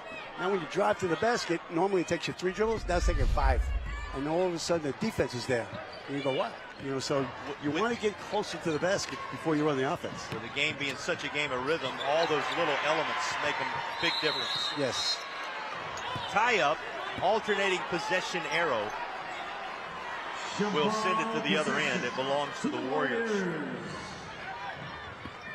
One other wrinkle, and that is the elevated nature, visibility of the game. You got the media timeouts you're negotiating, a number of different things that happen in the state championship environment that you don't have across the course of a regular campaign. Inside 5 minutes, in fact, closing in on 4.5 in the third. Bodies get all tangled up, and a whistle underneath. And, you know, the fouls beginning to climb here. 6 of them have been whistled between the two teams. And it'll be the Storm's inbound. That was about as physical a collision as we've seen. It was. Given away by Holland, and they will break it. Quick turnaround. Humphrey couldn't drop it home. 19 all of a sudden.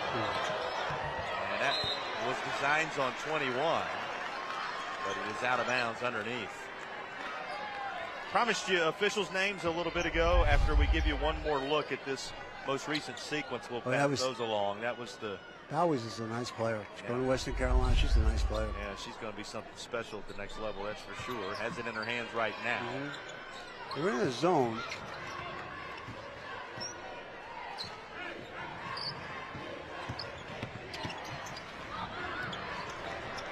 Tries a 3. Why not? High off the bank. That's the 11th made 3. And it continues to see the lead extended. Trying to battle inside. Boy, all of the one-care NC three-pointers that continue to fall just stretch out that advantage Western Alamance currently enjoys. Subs coming. We'll tell you about them on the other side of the break. It's timeout on the floor. We'll take it as well in Winston-Salem.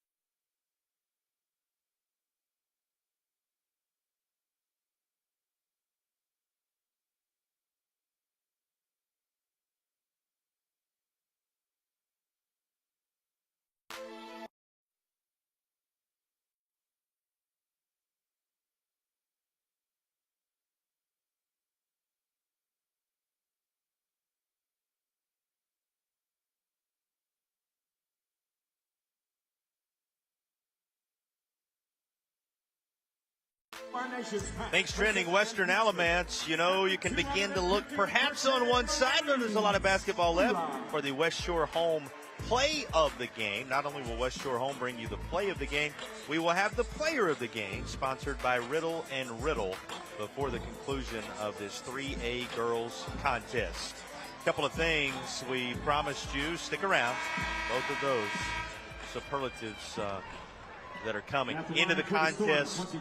Franklin on the Storm side of things when we had that substitution made a moment ago. And to the line for the Caring Hands Home Help free throw and able to knock it down is 22, Eiley Black, a junior at 5'11", and she's good on the first. Eiley Black getting set to deliver perhaps on another as she's into the game in key moments for the Storm. She does roll this home.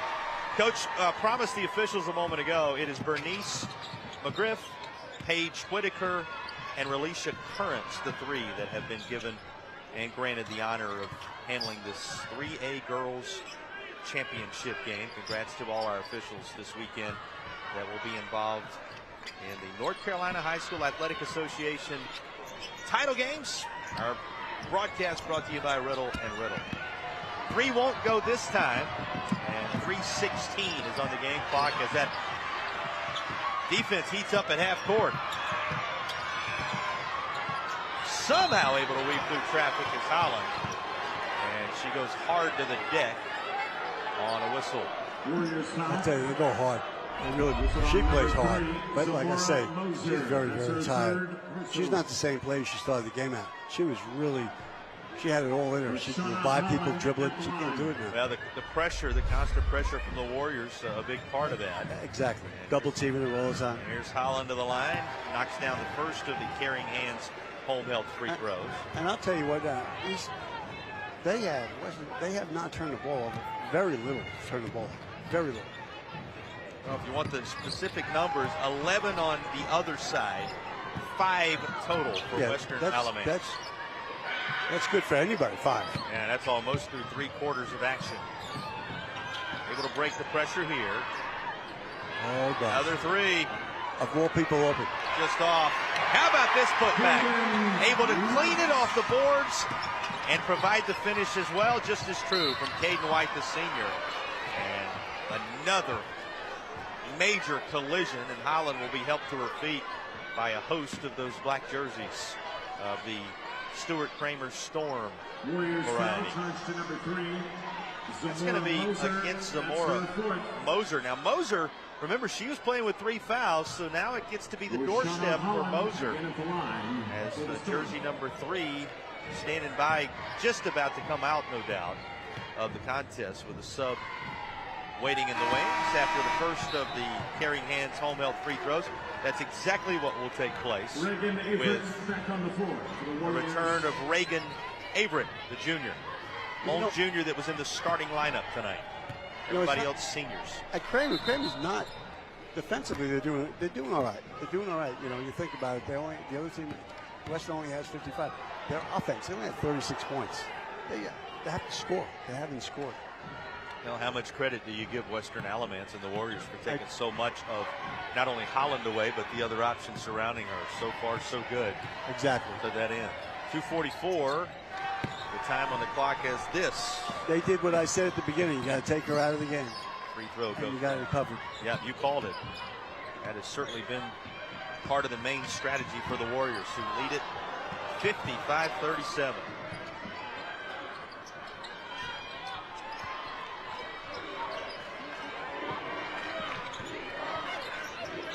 22 as a turnaround. Her bank was used earlier by Caden White. Won't happen here. Taking it across the timeline is Franklin, and it's just lost out of the grasp of Sheehan Womack. It will be Western Alamance basketball. Well, that's dribbling. Dribbling, you know, they all love to dribble. It's probably one of the worst things you could do in basketball is dribble. Coming from a coach, it's a little bit weird to hear it, but you explained it earlier. Explain it again for fans who maybe weren't with us. Unless you go to the basket, you're not going to the basket, stop dribbling. Just stop dribbling. Hard to see the floor. You can't see the floor. Kent Will told us earlier 50% of the time, as soon as you put the ball on the floor, you lose 50% of what you can see. And I'm talking about good time, big time players. Big time players like that.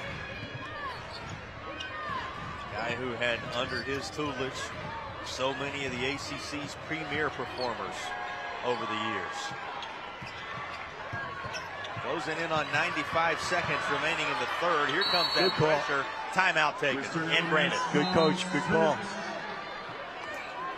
Well, you know how well traveled Floyd has been and the staff he has put together. What a tremendous group over there trying to bring it home for the Warriors. And they built a sizable advantage at 55-37. Yeah, there's a comfortable advantage here.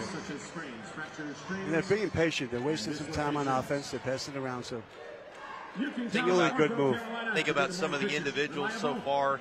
18 for Bowers. Sykes has 15. You know, so many that have contributed in one way or another. And, you know, the big stat team-wise that comes at you, the 11 made threes. And 24 tries. It's been a shooting afternoon turned evening for that group. Take us inside the huddle right now for Stuart W. Kramer. What's the conversation like for that group here? I don't know. Defensively, like I said, they got to score. They have to score. And the problem is they're having a hard time doing that. So he's setting up something offensively. That's pound 529. The sophomore, McDowell, the seniors, Franklin and Womack. He's got a sophomore in Humphrey, who's a good-looking player in terms of so much more growth, no doubt going to happen, as she has shown some size in the interior, and Holland just a junior. This is a team that may not be trending their way today, but they've got a bright future in the state of North Carolina. They do. And swatted in the direction of Sykes. They're going to try to double team her. We're going to double her. Now you got to get back, though. Go to Emma Johnson. Nearly stolen away by Womack. This is what you don't. They're holding the ball. 1:05 remaining in the third quarter. They're holding the ball. Up 55-37 and allowing key seconds to Good move. designed to allow seconds to roll on off that clock. You don't want to let the other team back in the game. It's a good move. Womack just picked up her fourth, by the way, as you track these fouls, which continue to climb. That's another reason to delay it. Sykes with it now. She has been the standout with those 15 points from a three-point perspective. Of course, Bowers has 3 threes and 18 points. That leads everybody on the Warriors side of things. Bounced ahead, stopped, and a 3 of her own. Remains elusive. 0 of 4 from three-point land thus far for the Storm as a unit. That was a little far out. That was the college line she was on. Should mention all 4 of those have been taken by Holland, by the way. So it's really a personal mark as much as anything. She has been good, though. Leads all scorers with 28 points. 8 made field goals in this one in 16 tries. No, they're exhausted. Final seconds of the third quarter. Good ball movement. And usually it results in what you just saw. Reagan Averett laying home the last bucket of the third, and it holds the lead steady at 20. Another Western Alamance-owned quarter of action. And the Warriors, perhaps one period away from a North Carolina crown at 25.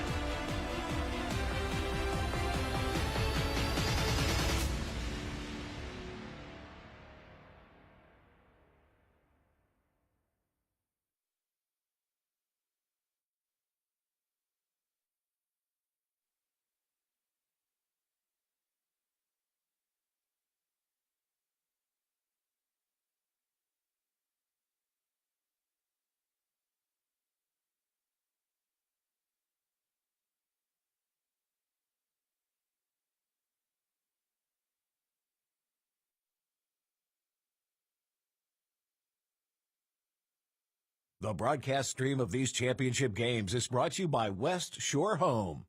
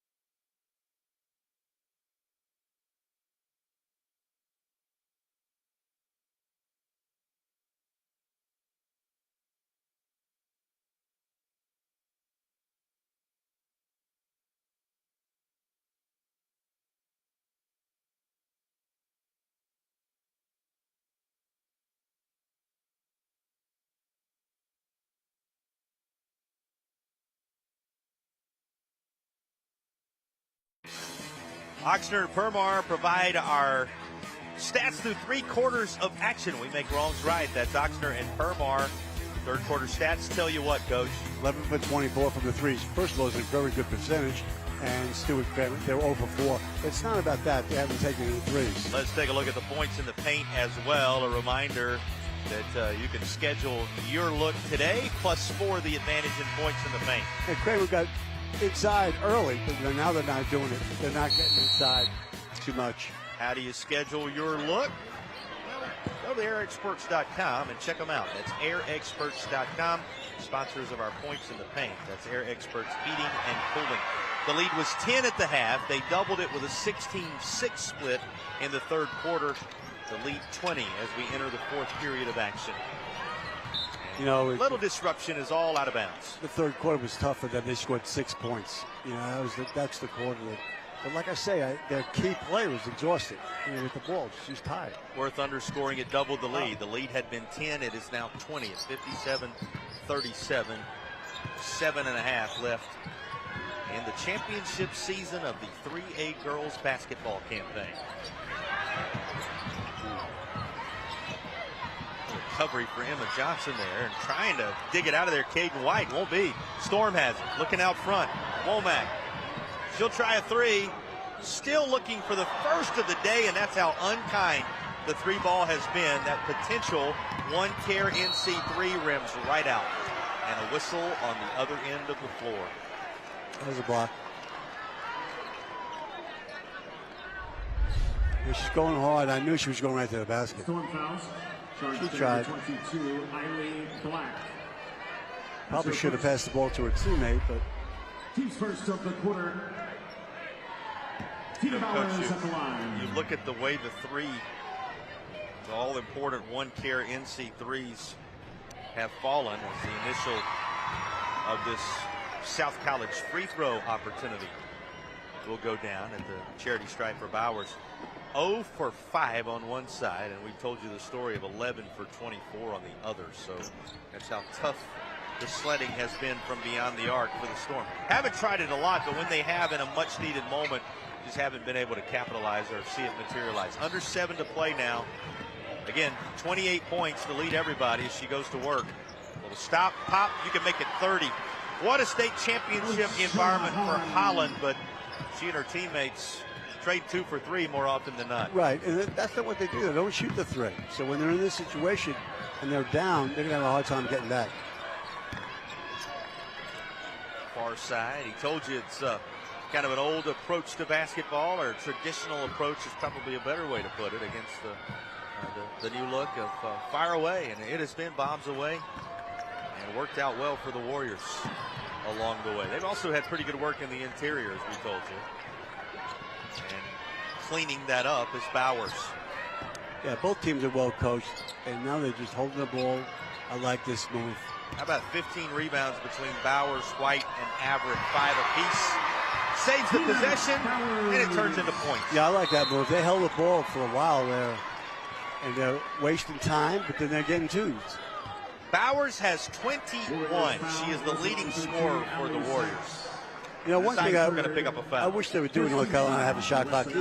Most of the states have shot clocks down, and I wish that North Carolina would get it soon. Yeah, not in effect. Now, you saw a couple of times the defense coming out and contesting and forcing the 5-second call. That's your best option when a team's trying to hang on to it for a little while. In this scenario, you've got the team that's way out front trying to shorten the basketball game to the tune of 5:58 to play. Here comes the inbound for Womack.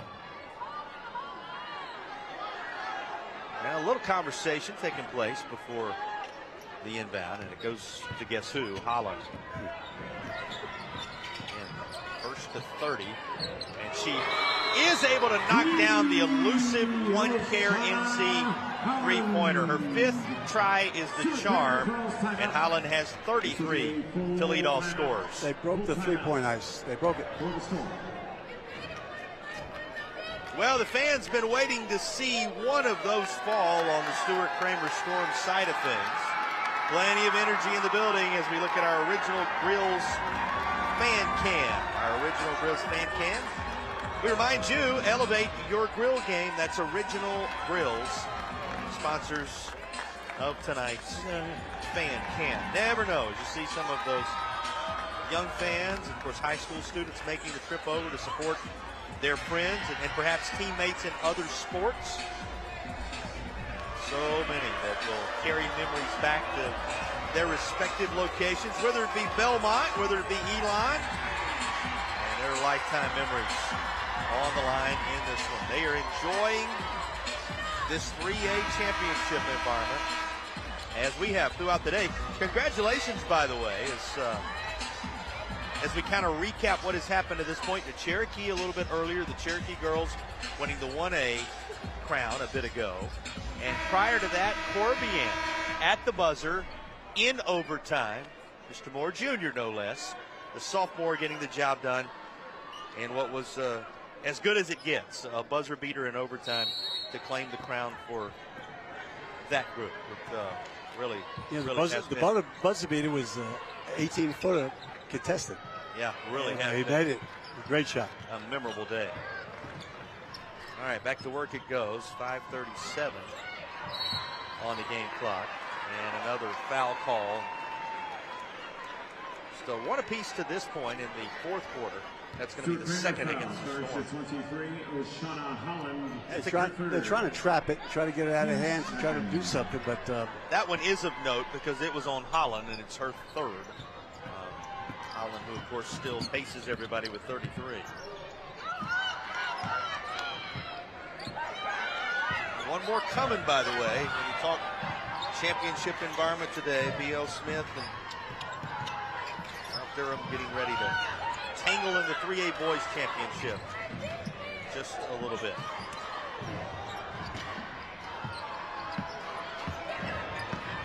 Taking her time, Sykes. She'll dribble out of this trouble. Sykes 15 points, 5 assists, a couple of rebounds and a steal to her credit thus far today, as she is fouled just in front of the scorers table. She must have been hard to play against when she was like 10, 11, 12. She was probably dribbling by everybody. She's been doing this a while.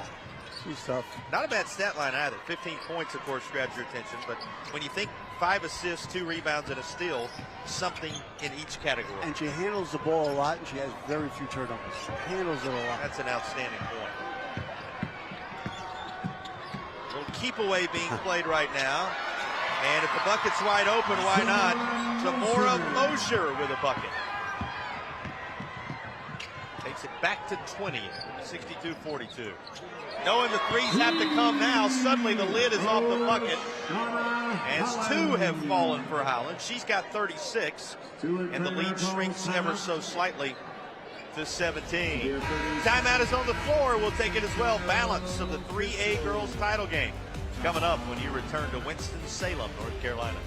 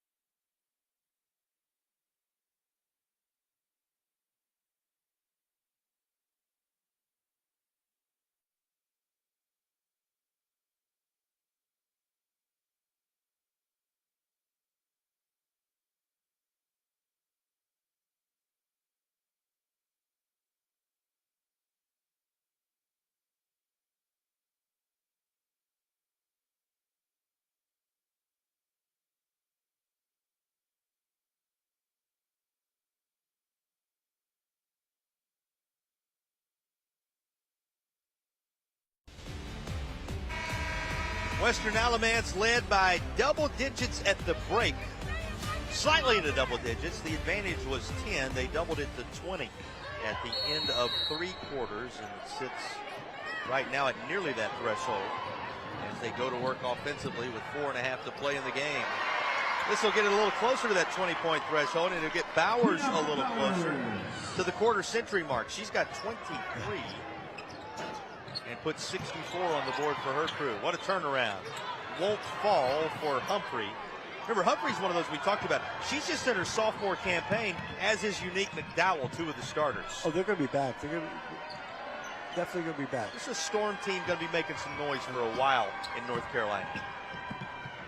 Even Holland has another year of eligibility remaining. And she's put up 36 today, including those two most recent threes. Sykes is fouled. That will take care of the day for Haley Womack. Womack, who's going to foul out with 2 points, a steal, but she has been all over the place, really helping so many of these key possessions and moments. And you can see the emotion there, Coach, because Haley Womack is one of the two seniors in the starting lineup, Franklin the other, and she has given her heart and soul to her high school career. Yeah, exactly right.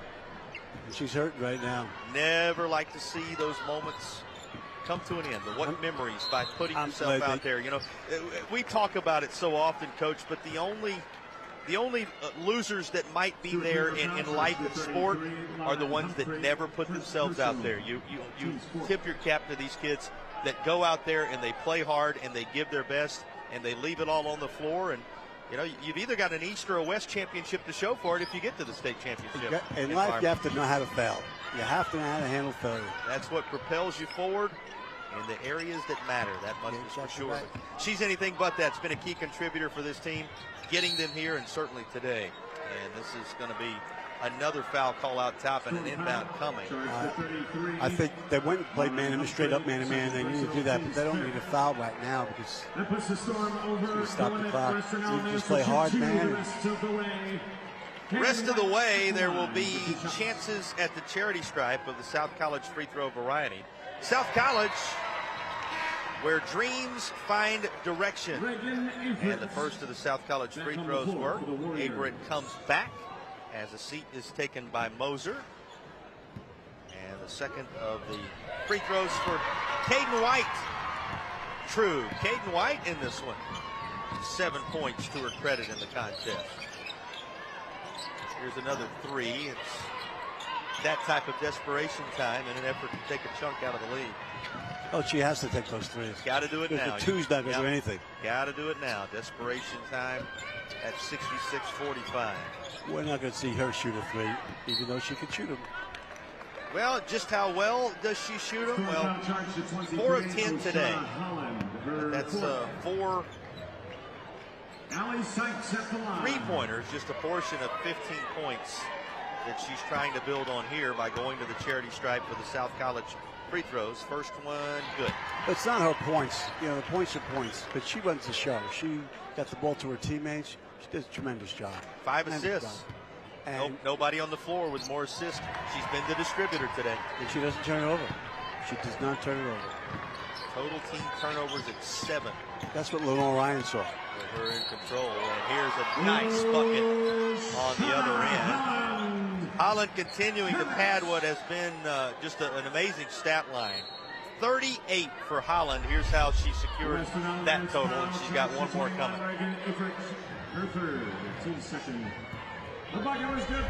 Pretty special player. She really is. Number 23. And I don't think she has a bad shooting percentage. She's taking most of the shots, but I don't think she's doing that bad. 12 of she got tired. That's it. She got tired. 12 of 22, 39 points. She's pulled down 6 boards and has a couple of assists of her own. In fact, she's got the only 2 assists on the Stuart Kramer side of things to this point.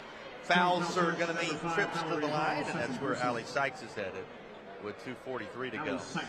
68-48. It's back to the 20-point advantage that existed when the third quarter ended. Free throw attempt is no good. It was a lane violation. Lane violation called on the first of the South College free throws. It's called onside. I haven't seen a lane violation on the shooter in years. Well, that's what the call was. You said it. Not something you see a lot. She makes the second. Still fighting in there. Still battling. And Holland.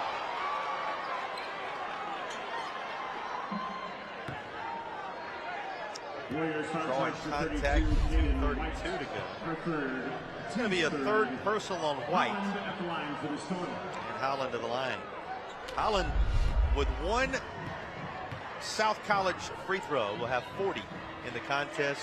There it is. There it is. 40 points. Oh, she's played a great game. As I mentioned, 7 rebounds, 2 assists also on the stat line. She's playing with 4 fouls as well. That kind of hard. 2.5 to play. She's played hard the whole game.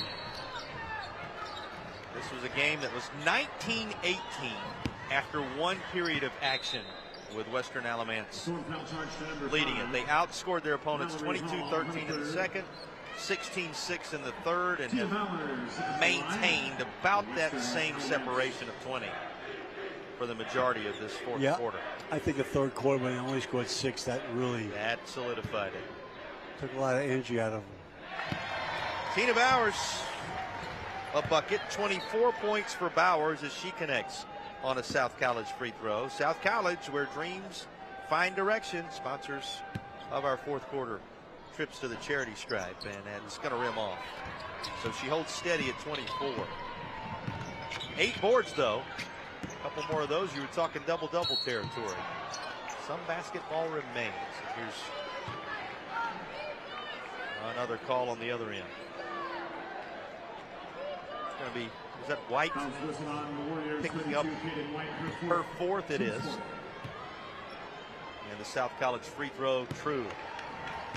Well, a reminder, 1 more game tonight, 4 more games tomorrow. Ben L. Smith, the Eagles, at 28-2 out of Greensboro, getting ready to perform against a crew out of Durham. Southern, 29-2 out of the Northern Lakes, as they collide with the Mid-State Conference here in just a bit. Well, what are you looking forward to in that one, Coach? Very good game. I really don't know. I tell you, it's going to be who's going to live in the moment. The moment of the first of the game. As soon as the game starts, who's going to be nervous longer and try to study what's going on. So much of what happens in these games, handling the state championship environment. It's the first 5-10 minutes and really crucial. 71 on the board for this Western Alamance squad. You think about their journey here. They scored 64 back on the 10th against Terry Sanford. Union Pines, 66-52 was the final. Eclipsed 80 in an 81-49 win over 71st to start the month of March as part of a 26-4 run through the Central Conference. On down the line it goes. So many of these upperclassmen, you know, you never want to see the career come to a close, Coach, but it is a little sweeter when you know it's going to end with a trophy presentation. You're exactly right. Yeah. That's what these young ladies are trending toward in those Warriors uniforms. Sykes back to the line. She has 20. She and Bowers with 40 now 5. Give her 21. 45 of the 73 that the Warriors have scored. The job he did with his team getting the Storm here. They have to be proud, too. They have to be very proud. Get here. Started with a bang and going to, again, be back for more in the near future, particularly if she continues to improve what has already been a stellar high school career. Inside 2 minutes, and with every whistle, more chances at the line come. If you're a pro team or a college team, you go out and get a point guard, so you take Holland and put her on the side, put her in the 2-guard position. Now you have something. You know, you can't ask her to bring the ball up the court, score the points. It's a lot of stuff to go on. So you get her a point guard. Woo. 5'8" junior, going to be something when her high school career wraps, but still time before that takes place. Well, you still, you know, one thing about high school, you can't recruit. So you have to stick with what you have. You go with what the community provides. Tina Bowers and company seeing their careers come to a close. Bowers a senior, White a senior, Sykes a senior, Johnson a senior out of the starting group. And you also have the seniors, Moser, whose name you've heard. Napier is a senior. And those all going to end their careers, it appears, with a championship. And she's still fighting Holland. She has now reached 43 points. 43. Let's put this in perspective for you. 43 of 54 that have been scored by Kramer. You know, Holland didn't even come down court and play defense. Listen, that wasn't her fault. She's exhausted. She came down really slow there. Well, let's underscore it one more time. 54 points on the board. 43 of them are hers. Yeah, she's exhausted. Looking for more. And lost the handle. Nice Actually end up feeding that inside. That was intended, and it worked its way to Humphrey, but the finish Not quite there. 1 and change remaining.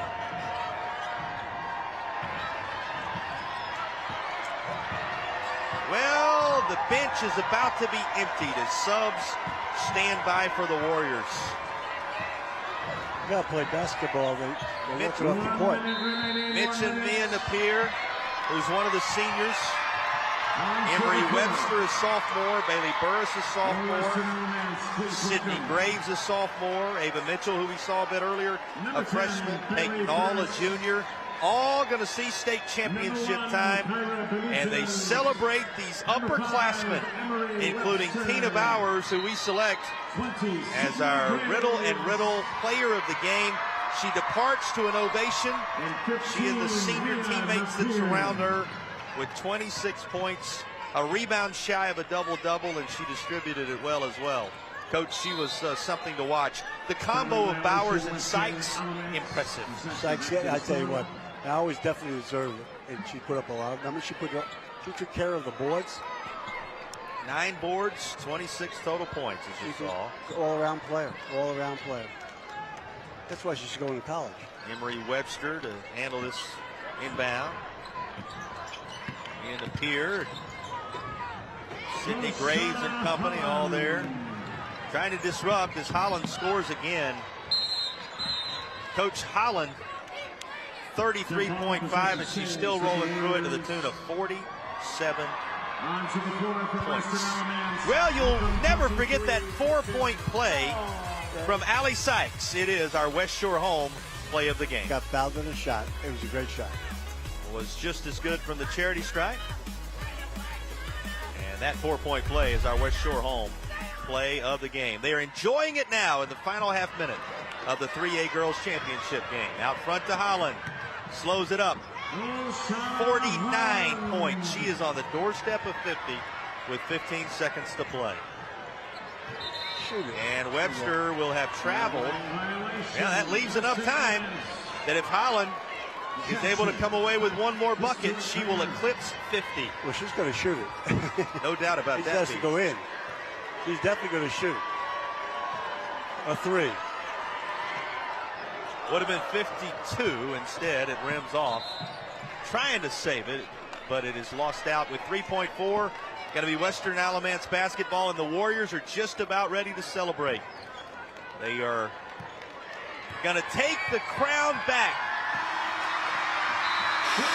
Delon, Western Alamance celebrates a North Carolina state championship in dominant and impressive fashion. Coach Loy, we talked about all the experience, all the preparation to this point. A tremendous player, understanding what it means to the alma mater. The college level experience he gathered along the way, the team and staff he put together for the journey, and it is translated into a 3A crown. When you watch a team play and they don't turn it over a lot, they're well coached. And they didn't turn it over a lot. Very well coached. Both teams did a great job. But they had more of a team. You know what I mean? They passed the ball a little more. But it was a very, very good game. A lot of first-time moments we have experienced in this championship environment on a memorable Friday in the North Carolina High School Athletic Association. Latest to etch their names, the Warriors of Western Alamance. They celebrate a championship. Back to Rapid on the other side of the break.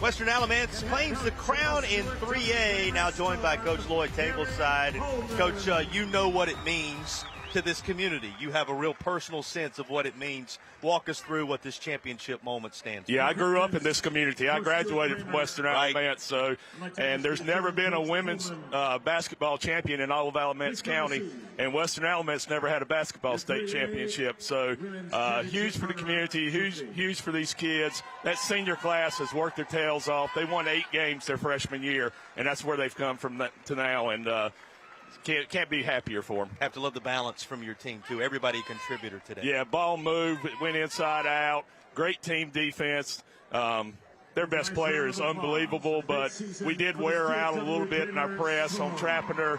Held her to 49, so, pretty good. You said pregame you needed to hold her under 50. You did so by a single point. Coach, anything you have for Coach here? Yeah, like I say, I've watched so many games, and when the team does not turn it over, they're a good coach team, very fundamental.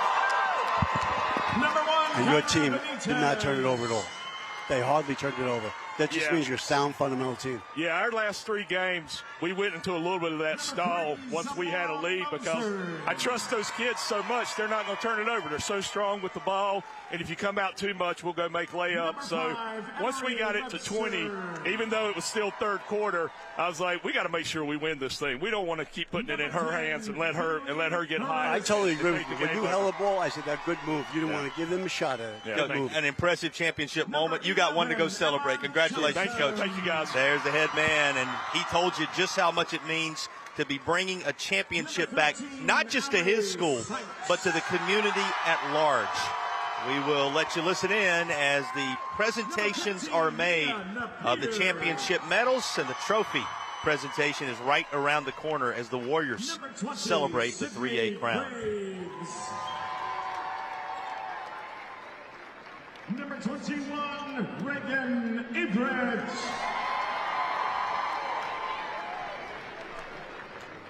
Number 22, Ava Mitchell. Number 23, Peyton Nunn.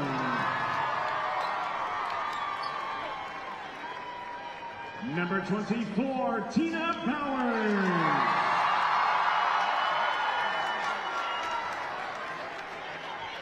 Number 32, Hayden White.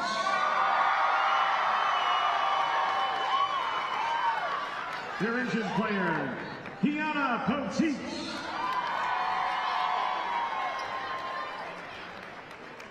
Team managers, Daily Bryant and Diego Vertuspo Tafan.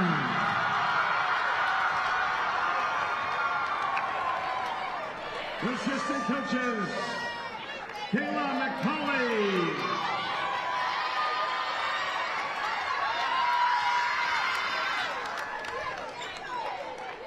Harley Burhans.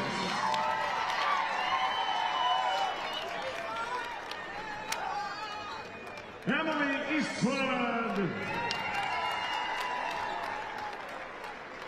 And head coach of the Western Alamance Warriors, Julie Ward.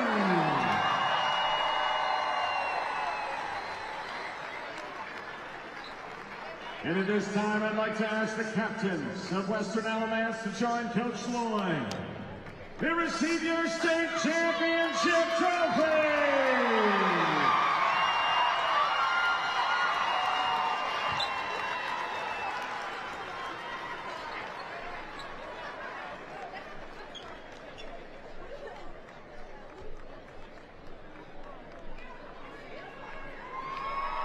Ladies and gentlemen, your 3A Women's State Champion, the Western Alamance Warriors. As there were a number of outstanding individual performances in this state championship game, and there are 3 individual awards given based on votes by the media representatives covering today's game. The most outstanding player, powered by the United States Army for the West, in Stuart Cramer High School, is Oshana Holland. 49 points in today's game. Presenting the award is Army National Guard Representative Sergeant First Class Pendergrass. Oshana Holland, congratulations.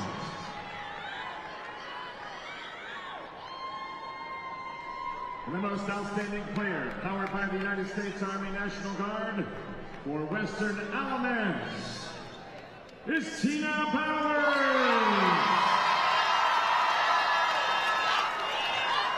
Again, presenting the award is Army National Guard Rep, Sergeant First Class Pendergrass. Congratulations, Tina, on your performance in today's game.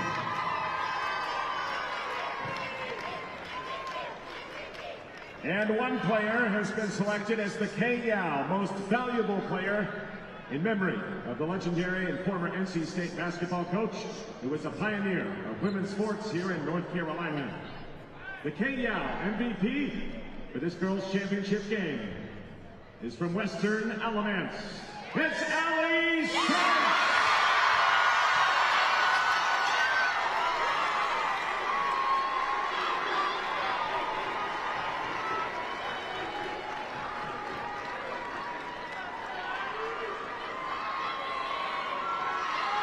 Congratulations, Allie Sykes, and congratulations, Western Alamance Warriors!